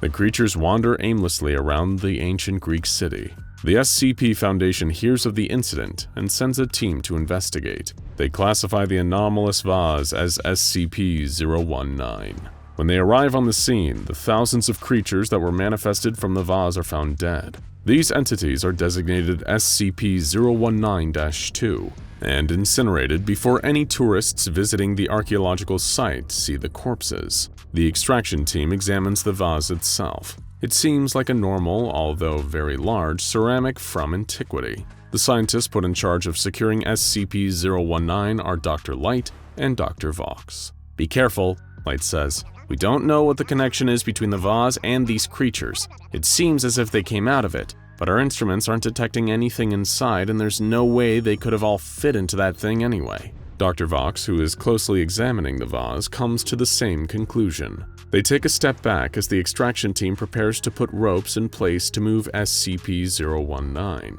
A rope is thrown over the vase. Part of it lands on top of the lip. Instantly, an instance of SCP-019-2 appears from the ceramic. It begins running around, clawing and biting anything it can, but is eventually captured by Dr. Vox. "Well, now we know where the creatures came from. We'll bring it back to the lab for further study," the doctor says as he hands the creature off to one of the agents. The ropes are secured and the team begins to move the vase, but with every moment, another SCP-019-2 instance appears from the artifact. "This is gonna get really annoying," says Dr. Light. "Let's put the whole damn thing in a mobile containment chamber and let those little creatures run on top of each other rather than us chasing them around." "Agreed," replies Vox. A containment pod is brought in. The team quickly moves SCP-019 into it, as instance after instance of SCP-019-2 manifests from the vase. The doors to the pod are sealed. Light and Vox watch hundreds of small creatures run around inside. They bring the vase secured in the containment pod back to the SCP Foundation site, where it can be studied further. It is transferred to a containment chamber where it is observed by Light and Vox. After a few days, SCP-019 slows the manifestation rate of the SCP-019-2 creatures. When the vase was first secured, agents were ordered to shoot the creatures on sight, but the number of bullets being used was unreasonable, so they resorted to flamethrowers. The doctors decided the best course of action is to put SCP-019 into a room hooked up to an incinerator. This way, if too many creatures are manifested, they can all be burnt to a crisp with the push of a button. Dr. Vox can't help but think that this must have been what Captain Kirk felt like on the Starship Enterprise when it became infested with tribbles. Eventually, it is discovered that as long as SCP-019 is kept at 0 degrees Celsius, and no one goes near it, the object only manifests one creature per hour. This is much easier to manage than the hordes of SCP-019-2 instances that came out of the vase previously. Doctors Light and Vox observe and collect data on SCP-019 through a glass viewport that looks into its containment chamber. The incinerator is turned on at least every 24 hours just to clear the room of creatures. When they are not working with the vase itself, the doctors examine SCP-019-2 entities to try and understand what they are and what they want. They capture one of the creatures and put it in a reinforced pen. Light and Vox provide the specimen with live chickens for food and as much water as the creature can drink. The noises that SCP-019-2 makes sounds like muffled sets of words. When linguists are brought in, they determine that the vocalizations are phonetically similar to ancient Hellenic languages. This is consistent with what was spoken at the ancient Greek city, where the ceramic vase was found. The doctors gave the specimen a series of puzzles to solve. It can make its way through a maze to find a piece of chicken, but when it is given opportunities to show its sentience, SCP-019-2 always falls short.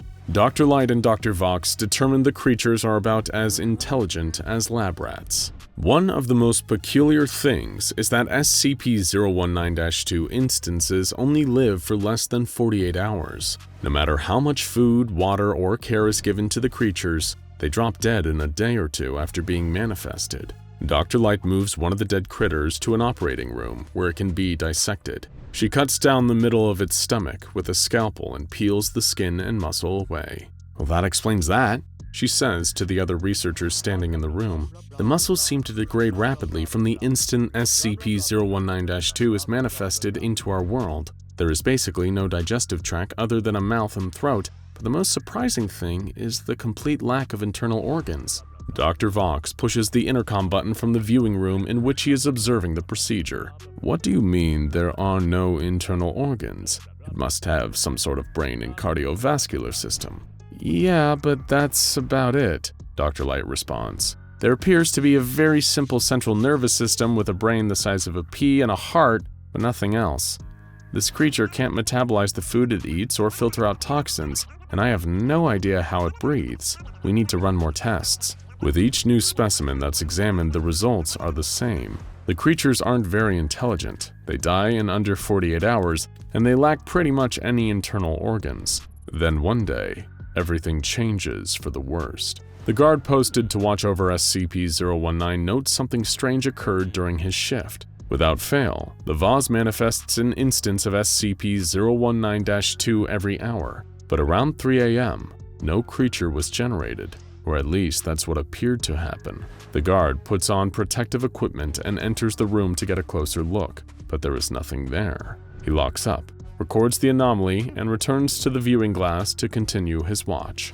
Over the next hour, the vase manifests a creature as if everything is back to normal. The next day, Light and Vox arrive at work to find everything in chaos. The power in different sections of the facility is failing. It is as if something has gotten into the ducts and is chewing through the wiring. A team of agents uses thermal imaging devices to track down the entity that is causing all the mayhem. They bring it back to the research lab. "Take a look at this," the agent says, pointing at an empty operating table. He hands Dr. Light his thermal imaging goggles. Without them, there appears to be nothing on the table, but when she looks through the device, she can see an instance of SCP-019-2. "My God," Dr. Light whispers. "They're evolving." The creature is exactly the same as all the others, except this one is invisible. Suddenly, an alarm goes off and red warning lights turn on across the facility. Light rips off the goggles and looks at Dr. Vox. "We need to get back to the vase now," she yells. They sprint out of the operating room and down the hall. As they turn the corner, they hear gunshots and the spray of fire from flamethrowers. On the other side of the corridor where SCP-019 is contained, there are agents battling with thousands of instances of SCP-019-2. The flamethrowers that had been so effective at killing the creatures now appear useless. It is as if the creatures have evolved some sort of protective skin to combat the flames. "Oh no," gasps Dr. Light. "We gotta get out of here." She grabs Dr. Vox's shoulder and drags him with her as she runs down the hall. Behind them, the scream of agents can be heard. They are quickly muffled as thousands upon thousands of SCP-019-2 creatures overwhelm them. Light glances behind her to see what is happening. What she finds is a wall of creatures rushing towards her. There must be millions now. It seems like SCP-019 was tired of being contained by the Foundation and has sent an invasion force to escape its captors. "We're not going to make it!" Vox yells. He stumbles and falls to the ground. Dr. Light skids to a stop and turns to go back for him, but it's too late. The wave of SCP-019-2 is closing in. She watches in horror as Dr. Vox is consumed by the mass of creatures. She turns and continues to run. The exit is in sight. Dr. Light makes a dash towards the door. She can feel the tiny feet of the creatures clawing at her heels. She gives it everything she's got and accelerates, putting some distance between her and the millions of SCP-019-2 entities. Dr. Light slams through the exit door and immediately closes it behind her. She manages to slide the metal locking bar into place. The impact from the wave of creatures against the door sends her stumbling backwards. She is safe now. As Light lays on the ground panting and staring at the door, she thinks to herself, "Well, they'll all be dead in a couple of days, and then we can try again."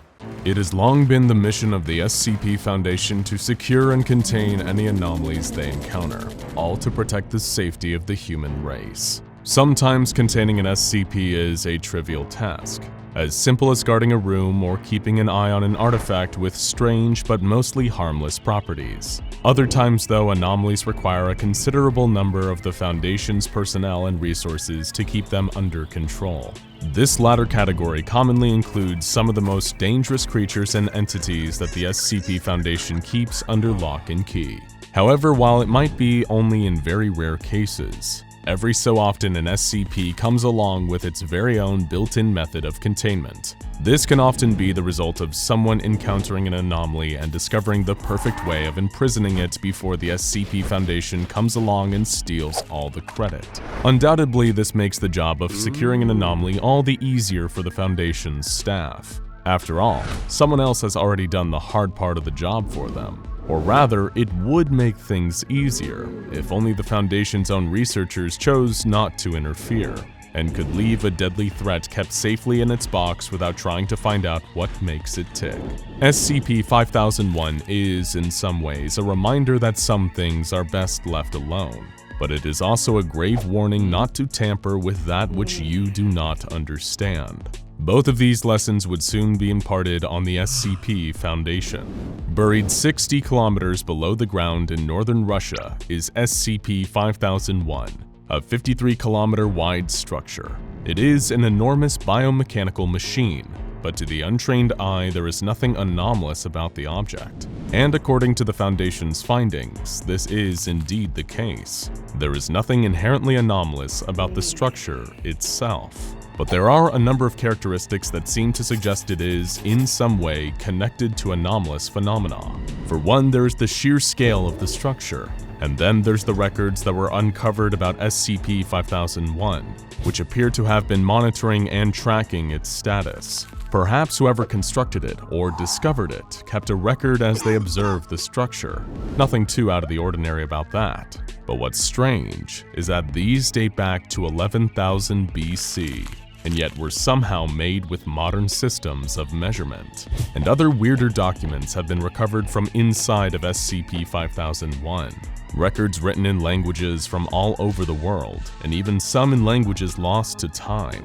Among them are papers in Phoenician, Ancient Hebrew, both ancient and modern Greek, Latin, Anglo-Saxon, along with modern Russian, English, and Mandarin. Some of these documents are even written in languages that the SCP Foundation's top researchers are yet to properly identify. The explanation for all this would seem obvious, wouldn't it? Writing in both ancient and contemporary languages, records that date all the way back to the last of the prehistoric era, it all seems to point in a certain direction. Somehow, SCP-5001 has a link to time travel. Perhaps it was even a hub for a group of time travelers, right? Wrong. The Foundation already thought that this might be the case and checked for any signs of temporal anomalies, and yet they found nothing. No evidence to suggest that there had ever been any time travel near or using SCP-5001. There were no devices on site that could affect time, and no traces of any residue or fallout from a temporal occurrence. So what exactly does this thing even do? Well, we're afraid to say the Foundation researchers have been stumped on the answer to that question too, and they are not the only ones either. Way back in the 50s, the GRU's Division P also had an interest in SCP-5001. For anyone who isn't already acquainted with them, they are one of the SCP Foundation's numerous groups of interest, a list of organizations, corporations, and agencies from around the world who have also had dealings with anomalies. In the case of GRU-P, they were originally a division of the Russian army during the Cold War. The specialty of GRU Division P was the acquisition of anomalous objects and entities. In other words, they were the Soviet Union's very own SCP Foundation. In 1953, GRU Division P was alerted to abnormal seismic activity in a narrow region of northern Russia. A team was immediately sent in to investigate and began attempting to take seismic measurements of the area in question. During their various experiments and tests, GRU Division P realized a discrepancy in their readings. Again and again, they checked and double-checked their results, only to discover that this reading wasn't the result of faulty equipment or even human error. There was something big nearby. What they hadn't yet realized was around 30 kilometers away, deep underground, was SCP-5001. Immediately, GRU Division P began drilling towards the location of SCP-5001, but for years found that they were unable to breach the exterior of the structure. Defeated, the project was abandoned in 1955. However, Soviet leader First Secretary Khrushchev seemed to have a vested interest in gaining access to SCP-5001. As a result, he privately funded the GRU Division P operation, allowing them to continue their work in secret for a number of years, from 1959 until Khrushchev was disposed in 1964. Of course, this was all during the height of the Cold War, but by the late 1960s, international relations between the Soviet Union and the United States of America were starting to ease. Thanks to the relaxing tensions, a contract was introduced allowing the two nations' secret organizations to work together on a number of operations involving potentially dangerous anomalies. This meant that the SCP Foundation was finally able to step in and contribute to the GRU Division P's project concerning SCP-5001. Their first task? Actually getting inside the subterranean structure. Naturally, given how well-versed the Foundation is in dealing with anomalies, they had ideas for how to crack this nut. By acquiring anomalous technology from the Global Occult Coalition, another group of interest, as well as experimental designs created by one Dr. Elijah Rachma, the SCP Foundation were finally able to breach the structure in 1971. From then until the dissolution of the Soviet Union in 1991, the SCP Foundation and GRU Division P worked together to conduct a number of studies into the origin and purpose of SCP-5001. Both organizations were curious as to the technology the structure possessed, and attempts were even made to recreate some of the devices found within. Among this advanced technology were ontological stabilizers, also known as Scranton reality anchors, which are located around SCP-5001's inner chamber. These were designed to directly alter the amount of Humes in a given area. What's a Hume? Well, to keep it simple, a Hume is a measure of the reality around us. If it helps, imagine reality as a pile of sand. Now imagine that you remove a single grain of sand from the pile. Congratulations, you just removed one Hume from this reality. Taking one away doesn't really do much, but start grabbing handfuls and the pile gets smaller, scattered. Less a pile and more a light dusting of sand. Reality works the same way. Take too much away and it starts to lose whatever it was before. Being able to alter the amount of Humes in an area meant that these ontological stabilizers could alter the strength of reality itself, even nullify the reality-bending properties of some anomalies. In theory, an SCP with the power to influence reality could be contained using this technology. The effects of their abilities reduced significantly, although not negated entirely. Another noteworthy piece of technology uncovered was codenamed Omega. Omega was discovered in an unmarked room on a computer terminal that was connected to every area of SCP-5001 by dozens of cables. The software itself was an artificial intelligence construct, a computerized consciousness that seemed to serve the purpose of controlling the various systems within SCP-5001. The Omega seemed to work by providing an answer whenever someone used a keyboard to input a question. The artificial intelligence of Omega appeared able to hold a conversation, but would refuse to give any insight into when the SCP-5001 structure was built or what its purpose was. Despite neither group knowing what SCP-5001's function was, an agreement between the SCP Foundation and GRU Division P was formed. Both organizations shared the belief that Omega, the ontological stabilizers, as well as the other anomalous technologies could never, under any circumstances, be allowed to fall into the wrong hands. They had a pact to keep the knowledge of SCP-5001 and these devices strictly between themselves. However, this agreement was, sadly, not to last. In the early 90s, GRU Division P liquidated its assets and disbanded. A number of the Russian division's highest-ranking officers stole the anomalous technology that the organization had in its possession, which they then sold to Marshall, Carter, and Dark Limited. MC&D Ltd are yet another of the SCP Foundation's groups of interest. According to Foundation intelligence, Marshall, Carter, and Dark Limited is a London-based club that has caused numerous problems for the Foundation over the years. They have ties to wealthy figures across the globe, and cater to the super-rich clientele by providing them with the most exclusive, expensive, and rare experiences available. How do they do this? By gathering the anomalous items and auctioning them off to the highest bidders. A number of GRU Division P operatives also joined up with the Chaos Insurgency. This is a group of interest that consists of personnel who previously worked for the Foundation, but have since broken away to pursue their own rogue agenda. Much like a number of other groups of interest, the insurgency uses anomalies and SCPs for their own benefit, as well as dabbling in a bit of arms dealing and the selling of highly classified intelligence. Hey, it's good to have a diverse portfolio. Despite former members of GRU Division P seeking alternative employment with some less than reputable groups, the SCP Foundation still managed to keep the existence and location of SCP-5001 a closely guarded secret. However, even with the structure fully under their control, their leading researchers were still baffled as to what exactly the purpose of the underground structure was, or rather, that was the case. On December 30th, 2019, an explosion erupted in the northeast sector of SCP-5001. The cause of the explosion was unknown, but the damage caused a tremendous and almost catastrophic loss of power.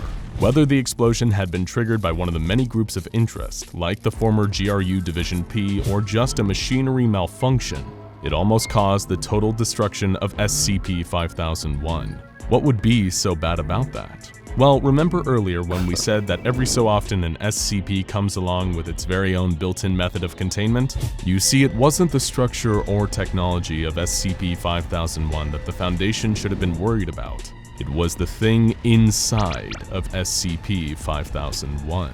Just as some Foundation researchers had long theorized, SCP-5001 was a cage, a containment unit for its own anomalous objects within, something powerful enough to alter reality right down to the Humes, hence the need for ontological stabilizers to dampen its power, and Omega to keep the place running. This entity, known either as SCP-5001-A or the Devourer, was being held inside SCP-5001, and when the structure was damaged, it was almost freed. While there was no data on SCP-5001's computer system about this being's appearance or the extent of its anomalous powers, whoever created SCP-5001 went to considerable effort to keep the Devourer contained, viewing it as a threat to all of reality. And all that effort was almost undone when the structure was damaged by the explosion. Fortunately, the SCP Foundation was able to re-establish containment of SCP-5001-A, though at the cost of a tremendous amount of lives. When personnel were finally permitted to re-enter SCP-5001, a number of the structure's core systems had been damaged, but it was still able to perform its primary function and keep the Devourer safely contained within. As personnel entered the structure, a message appeared through the Omega computer system that read, "Hello, my children. Although you have grown immensely since your earliest days, you have much room to grow. Your species' intellect is merely a bud with so much potential. Your weapons are powerful. Your medicine is supreme. Your engineering is beautiful. With proper guidance and care, you are sure to reach an elevated state of being and transcend your bodies for something more whole and perfect. That is why it pains me so dearly to request that you leave this place immediately. Your studying and probing have almost resulted in the end of all I have worked towards to keep you alive. If you comply, I guarantee that the Devourer will never escape, and your species will be free to pursue the enlightenment of technology for all eternity. Let this be my final gift to you, directly from the center of my broken heart." Okay, back up. Broken heart. Interesting. Where have we heard something like that before? We'd hate to jump to any conclusions, but when one hears about a being of great power related to large and mysterious machines, and that word again, broken, all the groups of interest that seem to be tied into SCP-5001, and we'd neglected to mention perhaps the most important of all, the Church of the Broken God. This religious organization that reveres industry and technology over the impurity of flesh has been united in a singular purpose, rebuilding their deity, the broken god Mechane, whose body was split apart in an attempt to preserve the future of mankind. Perhaps the heart of this great and ancient machine, this Devourer, is actually the heart of something else entirely. Though of course, there's only so much we can speculate. Knowledge, after all, can sometimes be like a flame. It can light your way, but if you get too close, you will inevitably be burned. If ever you're in doubt, ask the people devoured and assimilated by the heart of Mechane the last time it was freed by the Church. If ever the heart gets out again, you'll certainly be with them. The SCP Foundation has come so far. Their technology, their knowledge, their vast resources all allow them to contain some of the most powerful forces mankind has ever seen, and even some we haven't. But as SCP-5001 shows, there is still much that even the brightest researchers at the Foundation don't yet understand, and their drive to poke and prod at the unknown nearly led to the end of reality as we know it. Perhaps one day we'll be able to fully understand just what the Devourer is, and the ways that SCP-5001 worked to protect us from it, but we're not there yet, and there's no guarantee that we ever will be. While the pursuit of knowledge is always an admirable one, when it comes to SCP-5001, maybe the Foundation should have left well enough alone. In the long history of the world, the planet has played host to a wide variety of ancient civilizations. There are far too many of those for any one video to cover. People make it their careers to discover and catalog the civilizations that preceded us in the modern era. Archaeologists and historians make it their life's work to learn everything there is to know about these mighty empires and kingdoms that span vast swaths of land where there are now dozens of countries. A lot of these civilizations are famous, even school children know about them. Take a look at the Roman Empire, for example. Everyone knows about the mighty Roman Empire. Julius Caesar took control of the Roman Republic and created the empire that would go on to be one of the largest empires in history at the time. It controlled practically everything in Europe and North Africa, and even parts of Asia. The Romans made amazing advancements in culture, architecture, law, and practically everything else. In fact, their legacy can even be seen in pop culture today. The American Senate is modeled off the Roman Senate, and practically every nation in the world has their own kind of wine, a Roman invention. Or take the Macedonian Empire. A lot of people don't know its name, but you almost definitely know the person who created it, Alexander the Great. At only 20, he took his father's throne. Then he began launching military expeditions, and it soon became clear that young Alexander was a brilliant tactician. Never defeated in battle, he managed to extend his vast empire across all of West Asia and North Africa, stretching all the way to Egypt and India. Like Caesar would go on to do after him, he managed to create one of the largest empires in history. Except he did it all before he even turned 30. Though he died young and his empire was split apart by his generals, he brought Greek thought, culture, and philosophy, not to mention science, to the far reaches of Inner Asia. And of course, there is the Mongol Empire, led by the fearsome Genghis Khan. The Mongols, a nomadic people from Central Asia, were divided into dozens of distinct tribes until Genghis Khan united them under one flag. And from there, they spread outward violently into the rest of Asia, conquering China, Korea, Eastern Europe, and practically all of Asia. In doing so, they created the largest empire in history and killed somewhere near 40 million people in their conquests, 10% of the world's population at the time. But they also created a safe trade route from China to Europe, what is now known as the Silk Road, and their innovations with cavalry would go on to inform warfare using horses for the next 800 years. Moving out of Asia, there are also the legendary Mayans. The Mayans were more of a loose confederation of different tribes, working together to advance a common civilization.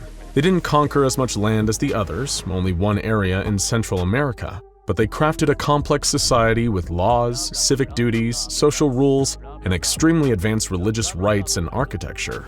If you go to South America today, you can still see the remnants of their empire. Step pyramids that look sort of like ziggurats deep in the South American jungle interior. They invented astronomy, calendars, writing, and many forms of art like mosaics, all without contact with European society. Needless to say, the advancements empires have made throughout history are so important, we use them in our daily lives all the time. And we know a lot about these ancient empires too. How could we not? They've made massive impacts on the planet and population, not to mention religion, culture, law, society as a whole. But what if there was an empire on the planet that was larger and more advanced than all of the ones we just looked through? And not just more advanced by a little bit. So advanced that they were creating nuclear reactors well before Alexander was taking his first steps, or Plutarch was trying to complete a history of the Greeks. So advanced that we still don't totally understand what they were capable of. I'd certainly call that anomalous, wouldn't you? And that's not all. What if this empire also managed to stay hidden from modern science for centuries? They didn't stay alive, but their ruins have never been found by the scientific community.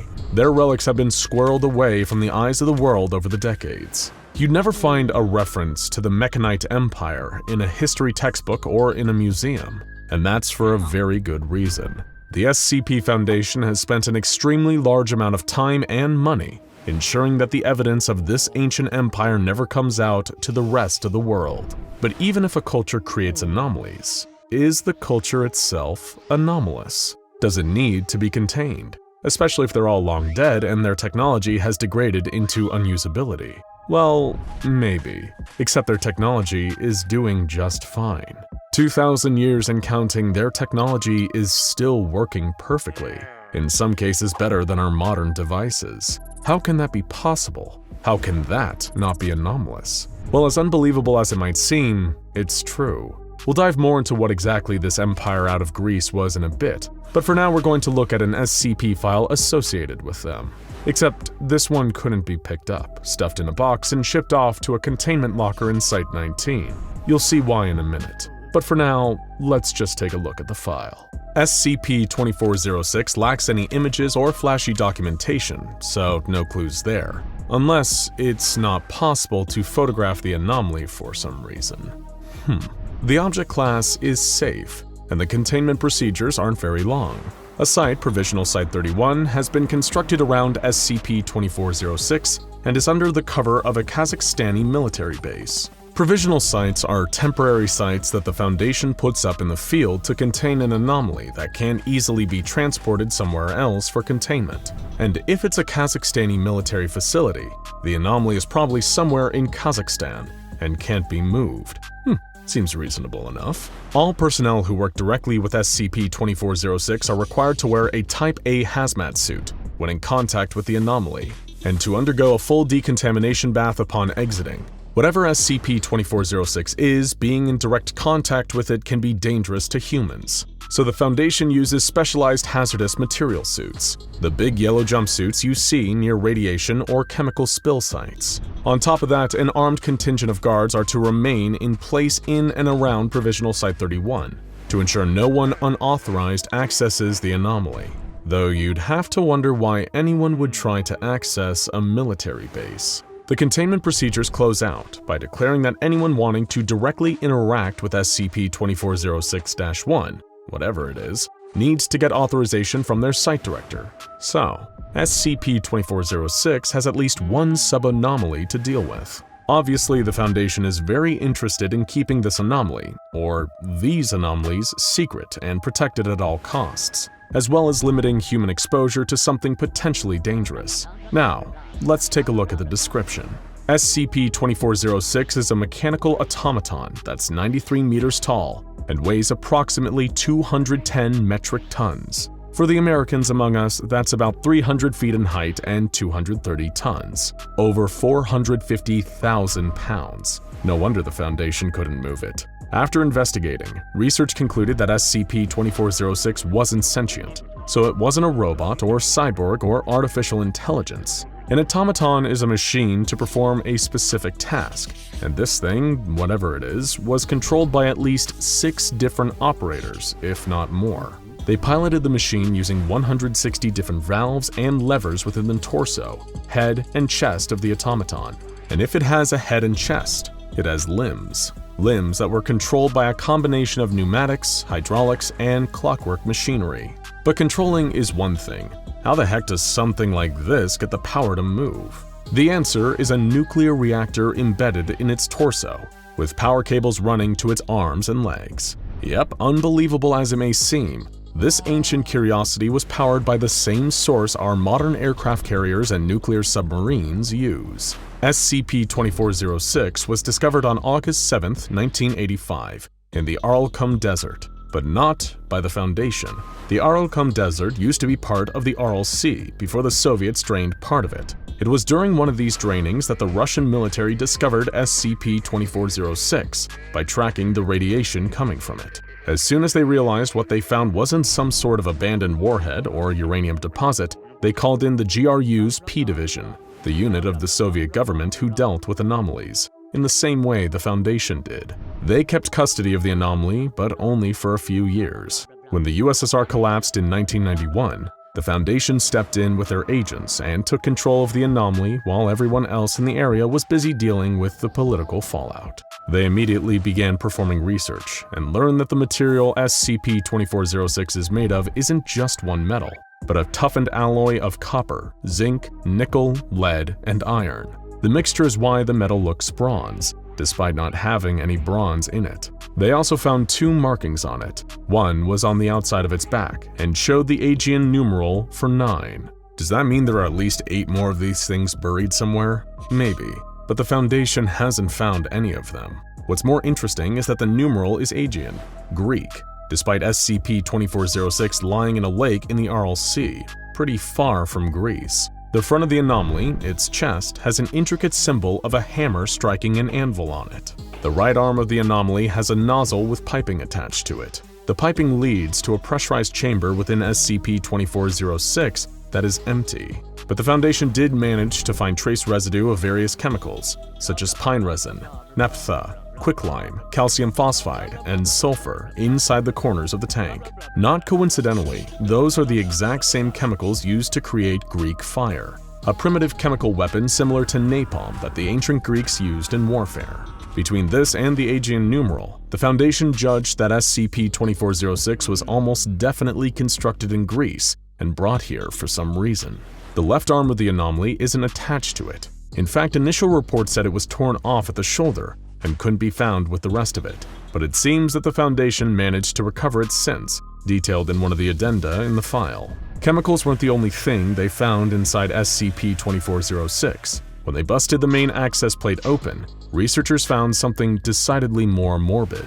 6 different human skeletons located inside its torso area were removed and cataloged before being carbon dated to 1100 BC, over 3,000 years old. And they were all wearing an extremely strange set of armor. While it looked Greek, it was made of a strange lead-copper alloy and filled with asbestos lining.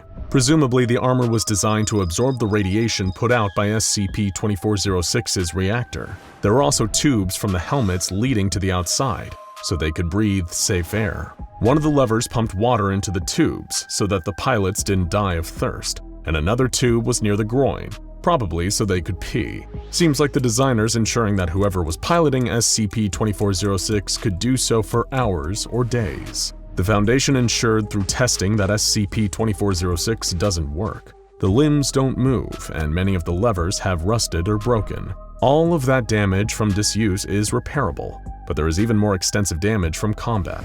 The limbs and head were first discovered run through by long, sharp spikes made of an unknown substance. Though it feels like chitin, its molecular structure is closer to coral, and on top of that, it's biological and contains some elements of human DNA. Parts of its limbs are also crushed or indented with a segmented pattern, like a boa constrictor wrapping around its prey.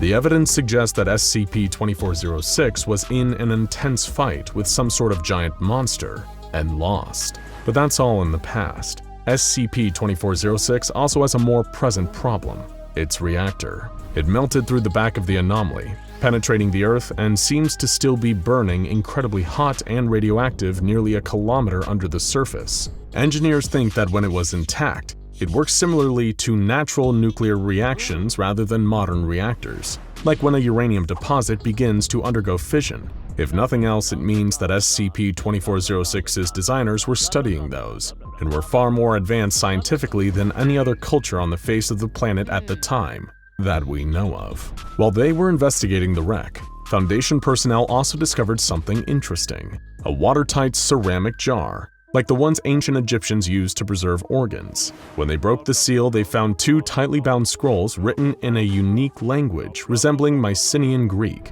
It took 10 years of research for the Foundation's best linguists to translate the scrolls. What they found confirmed their theory. The scrolls were religious and written by a group called the Followers of Mechane, the ancient precursors to what we now call the infamous Church of the Broken God, an anomalous cult that seeks to rebuild their deity and make themselves more than human. The Foundation's had run-ins with them in the past, but the documents indicate that 3,000 years ago, they weren't just a cult, they were an empire. The first scroll was translated to the following: "The Colossi were constructed in her schema. The Colossi were constructed to defend, secure, contain the enemy. Grand Karcist Ion, betrayer of man, destroyer of progress, sorcerer king of Aritum, a desolate domain of failed and fallen creation, built with the body's flesh of dead gods. Upon a throne of black ambition the enemy plots. The enemy is not a priest, they are a merchant, and they have sold the whole world totality. The Colossi were constructed in her schema. The Colossi were constructed to defend, secure, contain. The profane tools must be broken, uncreated. Drink deep the silver blood of Mechane. May her sacrifice not be in vain." Strange, but definitely religious. It seems to be a dedication to the broken god Mechane. The Colossi were created to fight their ancient enemy, the Sarkists. But the second document is much more interesting. "This is a testament of Matriarch Euprexia, Legate's faithful, servant of Mechane. I am not a warrior, but all warriors are dead, breaking themselves upon the enemy's host. The enemy has set their plan into motion. The Sorcerer King surrounds himself with corpses. To fight is to grow his legions. Egypt retreats from the world. The Hittites have fallen into chaos. The conspirators of Crete have sacrificed their own. The Aegean have fallen into barbarism. The city of 1,000 pillars is forever lost, has always been lost. Even the Deva grow desperate, with the enemy at their border. The center collapses, kingdoms crumble, the damage is done. The light of reason flickers and wanes. But Mechane sacrificed herself so that we might be free. We refuse to return to that darkness. We would rather die. But the siege at Euros was won. We must strike while the metal is hot, and thus we march for Kythera, at the end of all things. We have crossed the wine-dark sea.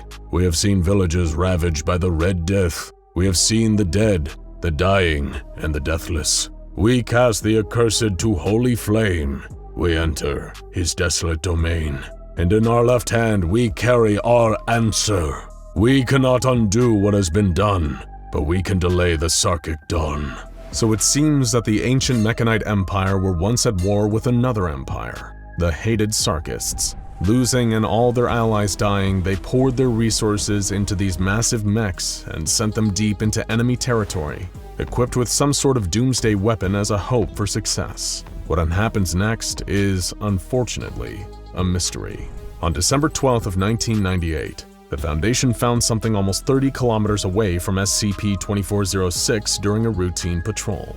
At first, the researchers were confused. Had they found another wreck, one of the other 8 mentioned, or perhaps the body of the mysterious creature SCP-2406 had fallen in battle with? But after excavating it, they realized they had found something they hadn't even been looking for to begin with: SCP-2406's left arm.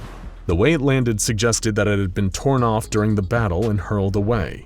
But what monster could possibly throw something that heavy 30 entire kilometers? Either way, what the Foundation found attached to SCP-2406's arm is much more interesting. The researchers aren't sure what it is, but it's much different from the rest of SCP-2406. It seems to be some kind of weapon, but one that's not made of any metals on Earth, and with an incredibly anomalous design. The Foundation personnel, not sure of what to make of it, designated it SCP-2406-1. Its purpose is similarly unknown, and the consensus seems to be that whatever it is, it far exceeds human understanding. But what the Foundation is sure of is that it seems to bend reality near it, though they're not sure how because it doesn't seem to affect anything. The Foundation's best minds are stumped by it. All they can say for certain is that if it was ever repaired, powered up, and activated, it could do unprecedented damage to local reality. So interaction with it was highly regulated, and the Foundation put it away with the rest of SCP-2406. No matter how different we are from each other, everybody has a shadow. It is a constant companion, always with us no matter where we go. Unless where we go is in a room with all the lights off, of course. As a child, shadows seemed mysterious or even terrifying. But as we get older, we learn that shadows are nothing to be concerned about, just your body blocking light. Of course, at the SCP Foundation, nothing is what it seems, and a shadow is never just a shadow. Near an abandoned Air Force base in Afghanistan, nestled next to a set of human remains, the Foundation discovered an unusual object capable of turning a simple shadow into a prison. SCP-272 is an iron nail, 11.5 centimeters in length, covered in engravings of an unknown origin. The engravings have not yet been identified or traced to a specific civilization, but the research staff assigned to the object have described them as captivating but scary. It was discovered during a sweep pulled out of a rock face by a member of Foundation personnel. At first, he believed it to be an ordinary nail, until he dropped it. Suddenly, for no apparent reason, he was unable to move from the spot. He stood there calling out for help for 20 minutes before another member of personnel picked up the nail and he regained full range of motion. SCP-272, like many other objects in Foundation containment, is almost eerily mundane. Aside from the engravings on its surface, the nail looks like any other nail you might find scattered on the ground. Its true nature only reveals itself if you happen to drop it. Determined to learn more about the nail's properties, limitations, and potential unknown adverse effects, the Foundation conducted a series of experiments. The first experiment was conducted at the discovery site for SCP-272, the rock face in Afghanistan. A D-class referred to as D-272-01 was handed the nail and instructed to hammer it into his shadow in the area of his feet. Once the nail was 2/3 into the rock, 01 was no longer able to move. He attempted to run but could not lift his feet. He stood there sweating and immobile until he collapsed from heat stroke. At this point, a researcher intervened and attempted to carry the unconscious man out of the sun. No matter how hard they tried, his body could not be moved until they removed the nail. 01 was taken to a hospital and administered fluids and a medical exam, and testing was suspended for the day. After determining that the nail immobilizes its victims by trapping their shadows and them in place, the research team wanted to test the limitations of this effect. If the nail needs a shadow to work, then what happens when there is no shadow present? A new D-Class 02 was selected and brought into the same discovery site. This time, however, they went after dark at approximately 10 p.m. The nail was dropped at 02's feet and embedded itself in the earth without needing to be hammered. Then 02 was instructed to walk 10 meters away from the nail.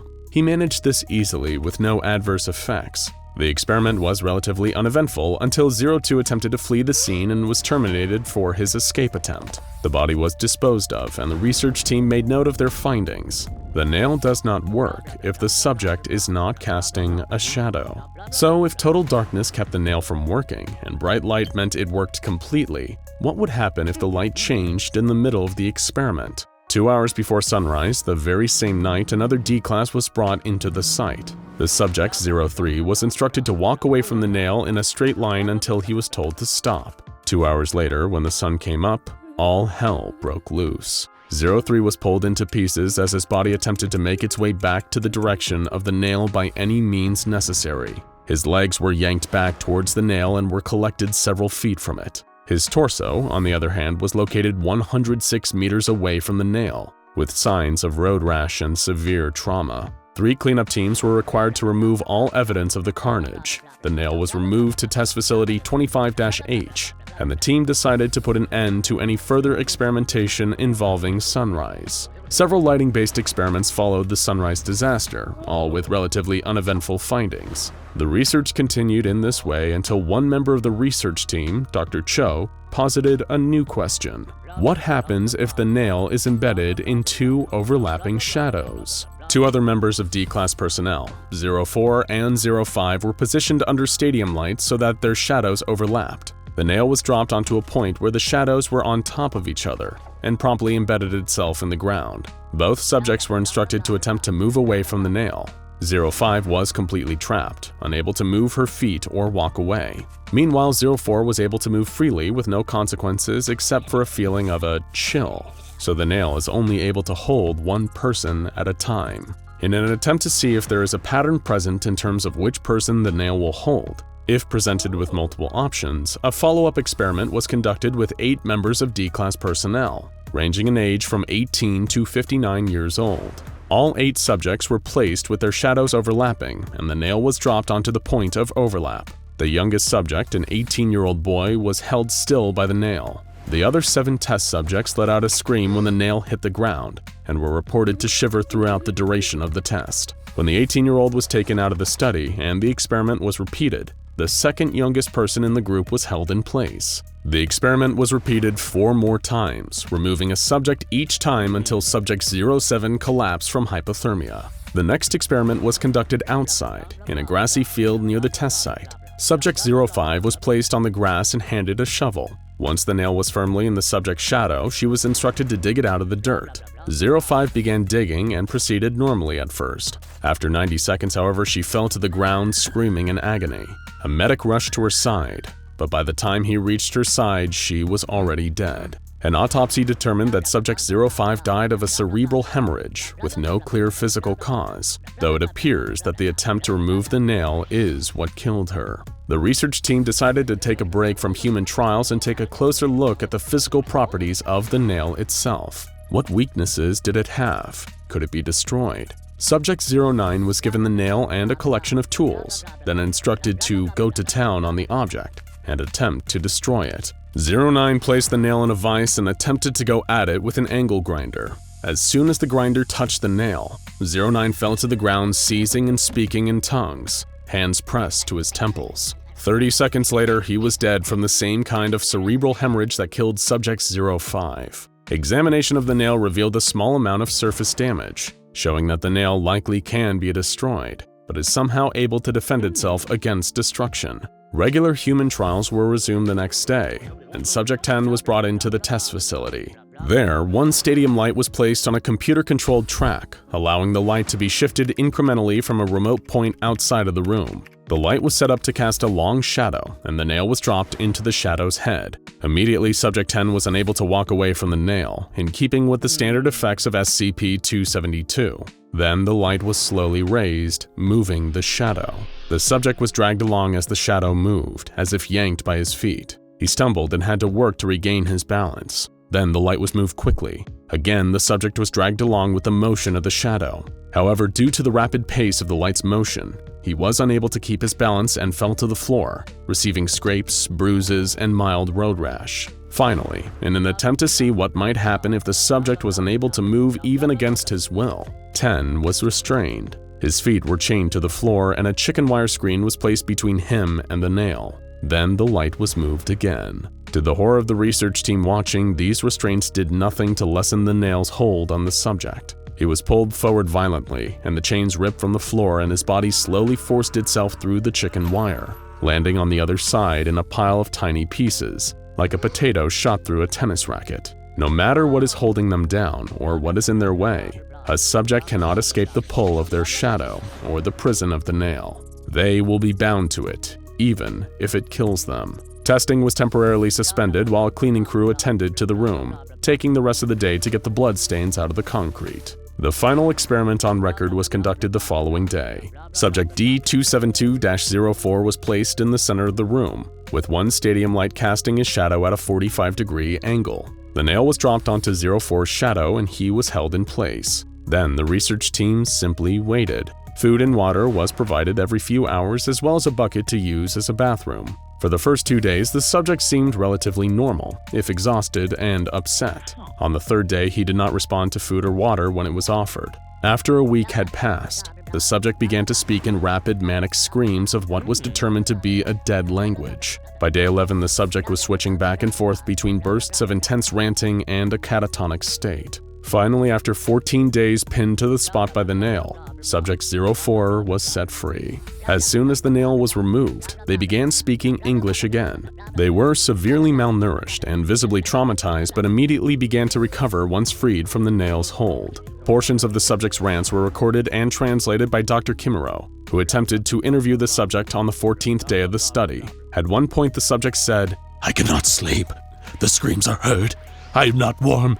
The shadow steals." When asked how he was feeling, the subject began to tear at the skin on his arms and shout, "I am the prisoner of my own foolishness. Let my flesh crumble like the apple whose ashes burn at my tongue!" Not the most cheerful thing to hear, but not too out of the ordinary for a day's work at the SCP Foundation either. Following this experiment, human experimentation with SCP-272 was suspended until further notice. SCP-272 is kept in a small wooden box, hidden in a vault at Sector 25. Because nothing happens to the object as long as it is left alone, no further containment procedures are considered necessary. When the nails were moved from containment for experimentation, staff have been instructed to take extra care not to drop it. SCP-272 is considered a safe class SCP due to its inability to act on its own. It does not appear to do anything when left alone. However, there is clearly a great deal more to that little nail than meets the eye. Somehow, it is able to wreak psychic havoc on those it traps, and on anyone who might try to harm it. The more we learn about the nature of SCP-272, the more questions crop up. Where did it come from? How does it get inside people's heads? What did Subject 04 mean by the shadow steals? We may never know. But if you find yourself picking up any strange nails one of these days, make sure you don't drop them. The fabric of our world is littered with strange doorways if you know where to look for them. Tears, portals, anomalies, all leading to places and planes beyond human imagining and understanding. And SCP-2317, otherwise known as a door to another world, certainly fits that description. Contained and kept at all times under the watch of armed guards, SCP-2317 appears to be a simple and unsuspecting wooden door in its frame. It hardly looks like it requires such extreme round-the-clock security, or needs a strange, secretive ritual that the Foundation performs, presumably to keep the door closed. But of course, sometimes the most interesting thing about a closed doorway isn't where it leads, it's what it keeps out. Even by the Foundation's already high standards, the requirements and regulations for personnel who are assigned to SCP-2317 seem oddly specific.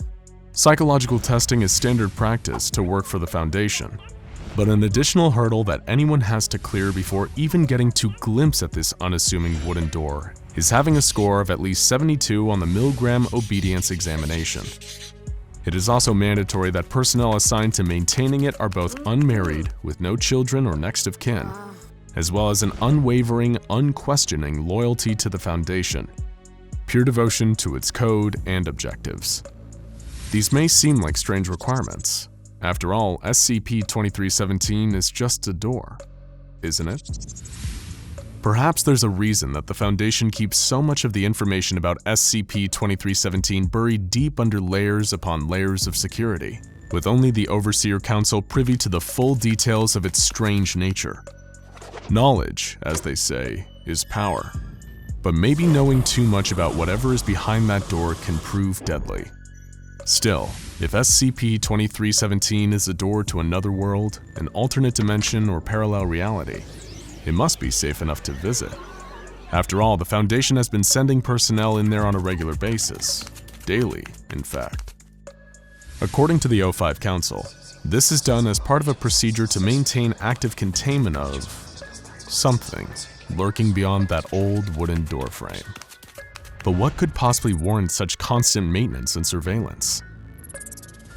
In accordance with the Foundation's guidelines, all staff are required to rotate out of observing SCP-2317 after every 2 months, and spend the following 3rd month in full psychological counseling, before they are permitted to return to the containment unit housing the door to another world.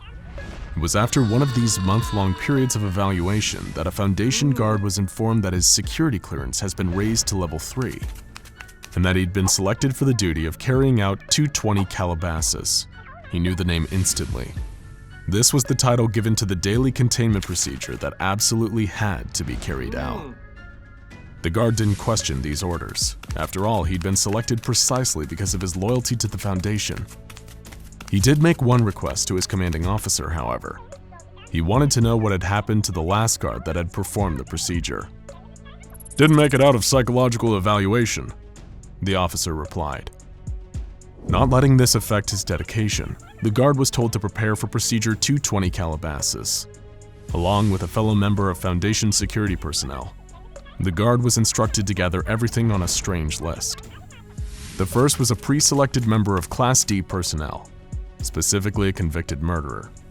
Class D refers to disposable class personnel, expendable individuals recruited by the Foundation for the sole purpose of testing SCPs.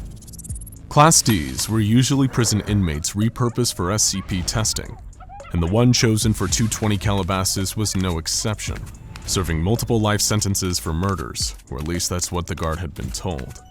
A Foundation personnel member instructed him to refer to the Class Ds solely as the assistant from that point on. Next, the guard collected a live chicken, an obsidian-edged knife, a silver aspergillum and aspersorium, to be filled with 500 cc's of holy water that have been blessed by a priest of the Abrahamic faith, and finally, a 1 kiloton nuclear device, which according to instructions was only to be detonated in the unlikely event of a catastrophic containment failure. In other words, the last resort. After following his instructions to the letter and without question, the guard and his colleague were briefed. The Foundation personnel member informed them that he'd be joining and leading them in the procedure. The staff member also specified that henceforth he'd be referred to as the Celebrant until the completion of 220 Calabasas. The guard was acutely aware of how specific these instructions were, but trusted in the Foundation, knowing that if they wanted this procedure performed a certain way, then it was in everyone's best interest to carry out the orders to the letter. But what the Celebrant then went on to explain raised far more questions about SCP-2317 and the nature of Procedure 220 Calabasas. The Class D joining them wasn't actually a Class D.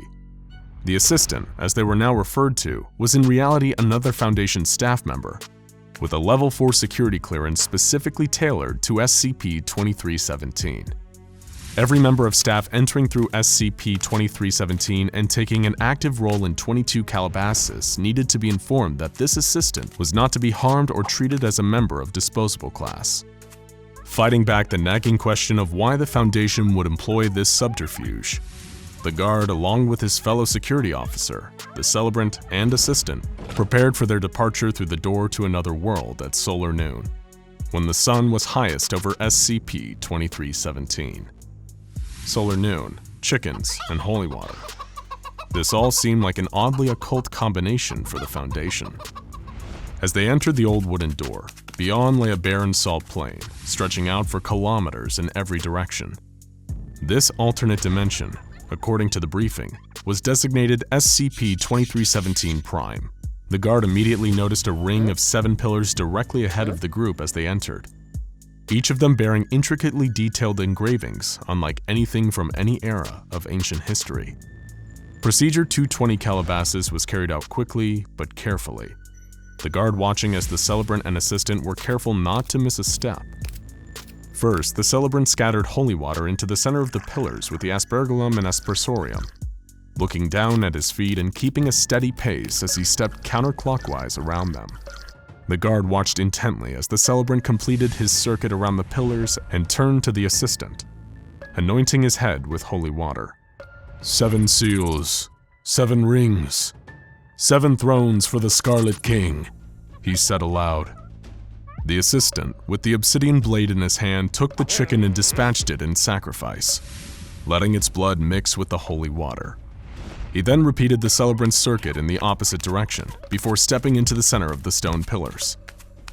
Blood for the old gods, water for the new king, the assistant recited, pouring the remaining mix of blood and holy water over a patch of salt in the middle of the 7 pillars.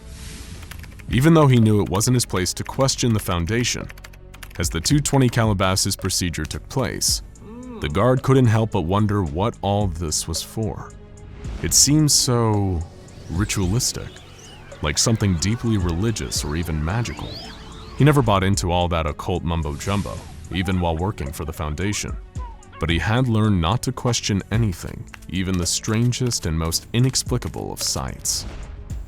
Little did he know that beneath his feet was an ancient and unknowable horror, a beast chained and lying in wait. Contained in a chamber directly underneath the pillars sat an impossibly large creature. Humanoid and obese, its body covered entirely in scales thicker than armor plating. Branch-like horns protruded from its jawless head, pointing up to chains that hung from the 7 pillars above, each one hooked into the entity's back. All but one of the chains was broken, a final withering shackle keeping the Devourer of worlds in its underground prison. Ever since 1894 BCE, when Erekshian mystics imprisoned it, the Devourer has been waiting patiently for its inevitable freedom. It knows, as well as the Foundation, that nothing can be done to prevent the final chain from one day breaking. Even Procedure 220 Calabasas won't keep the creature contained. It's nothing more than a smokescreen, an act designed to create an illusion of active containment and maintain Foundation morale until a permanent solution can be devised to keep SCP-2317 imprisoned. Of course, if the guard had known this, it would have also explained the need for a 1-kiloton nuclear device as part of this staged ritual. Procedure 220 Calabasas had all the components to trick everyone below the O5 Council, emulating religious and occult rituals, the increased level of security surrounding the procedure and its purpose, and telling staff that any failure to correctly and completely perform the 220 Calabasas procedure will result in an XK-class end-of-the-world scenario.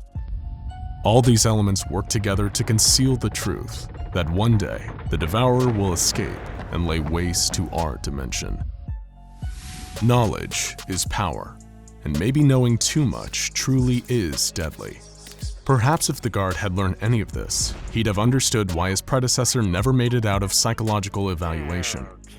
Maybe if he had questioned the purpose of Procedure 220 Calabasas, he'd have learned the true nature of SCP-2317 and what that doorway kept out. But he was loyal to the Foundation through and through. As the team finished performing 220 Calabasas and returned through the wooden door, the guard took one last glance over his shoulder at the vast salt plain. The entire dimension was calm, silent, but not peaceful. It was patient. The entity had waited centuries for its time, and now all it would take was the breaking of this seventh and final chain. One day. The door was closed behind the guard as he, the celebrant, the assistant, and his fellow security officers stepped back through. Their work done and, as far as they knew, preventing catastrophe for another day. Only the Foundation higher-ups, the Overseer Council, are aware of the true danger posed by SCP-2317 and its sole inhabitant. Current predictions are that at some point within the next 30 years, the Devourer of Worlds will be freed. Any and all attempts to repair or recreate the chains holding it in place have so far failed. As such, the O5 Council has elected to continue providing Foundation personnel with the ignorant hope that Procedure 220 Calabasas is an effective strategy for containment. As we've said, sometimes the most interesting thing about a closed door isn't where it leads, it's what it keeps out. In the case of SCP-2317, the unassuming wooden door holds at bay an ancient creature of untold power that will one day break free and wreak havoc in our dimension. Nothing the Foundation does can prevent it, or keep it contained behind the door to another world. And only the Overseer Council knows that any and all efforts to do so are futile. With all that in mind, we can only hope that the doorway of SCP-2317 stays closed, at least for a little while longer. Captain Francis Pike leads his team across the Arctic tundra. In the distance, they can see the city of Audapaupadopolis. It floats 7.8 kilometers above the ground and is filled with mysteries and treasures beyond even the Foundation's wildest dreams. It is September of 1933 when the SCP Foundation first catches winds of something odd going on in the Arctic. A British airman named Sir George Danson flies over the North Sea heading to Norway. After he lands in Oslo, Danson begins ranting about a floating city. The Foundation immediately disseminates contradictory information and manipulates the story to include that Danson had been drinking during his flight, so everything he is saying is probably the result of a drunken hallucination. While SCP agents spread lies, the Foundation immediately launches an investigation. The team that is sent to the Arctic confirms what Danson claims to have seen. There is indeed a floating city there. Now Captain Pike and his team stare at the island in the sky as their hot air balloons are filled behind them. The Arctic wind whips up small snow tornadoes as the temperature plummets. The balloons are ready, and Pike orders his men to board. They lift off from the ground and pull their parka hoods over their heads to protect them from the Arctic blasts at high altitudes. Pike and his team slowly drift over the city of Audapaupadopolis. When they are somewhat in the middle of the floating island, the hot air balloons are lowered and the team lands without incident. To their surprise, the exploratory team finds that the floating city has its own microclimate, which is much more pleasant than the frigid Arctic. They remove their winter gear. "Proceed with caution," Pike tells his men.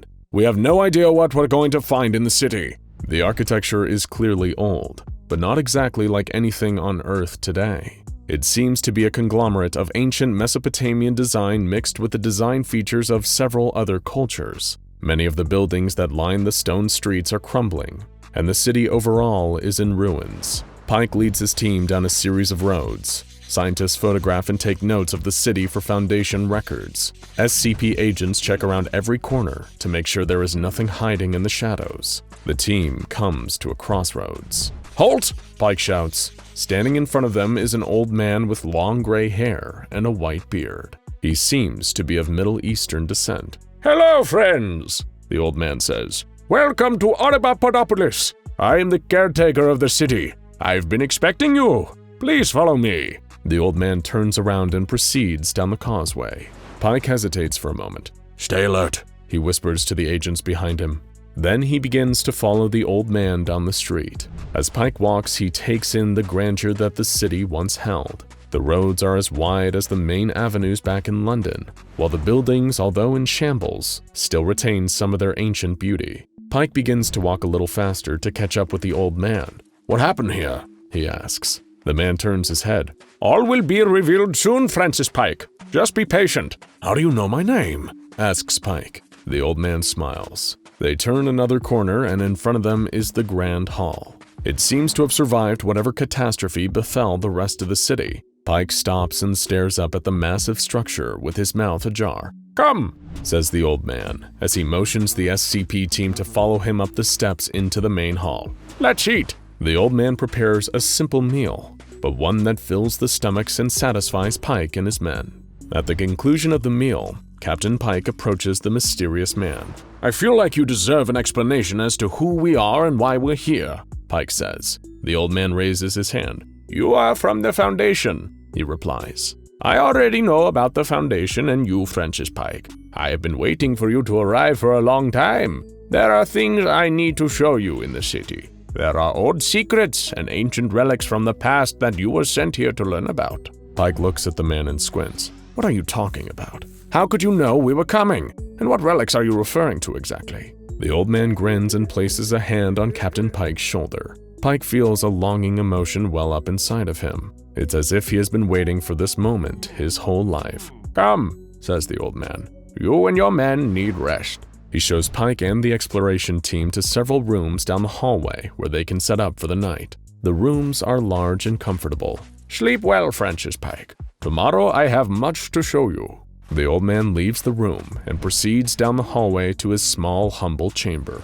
The next morning, Pike and the other SCP agents are greeted by the rising sun and the old man waiting for them on the steps of the Grand Hall. He leads them through the city. There are 3 temples I wish to show you, the old man says to Pike. You will notice that their architecture and imagery differ from most of the other structures in the city. Make sure you listen very carefully, Francis Pike, as what you're about to learn could save the universe, or perhaps destroy it. Pike is speechless. All he can do is nod his head. The old man leads the SCP agents to the middle of the city where the 3 temples reside. Each one has its own unique iconography and style. The art seems to reflect important events in history or subjects that hold significance in the past. The old man proceeds to walk towards the first temple. Upon entering the structure, there is a mural of 2 naked people watching the horizon from a tree line.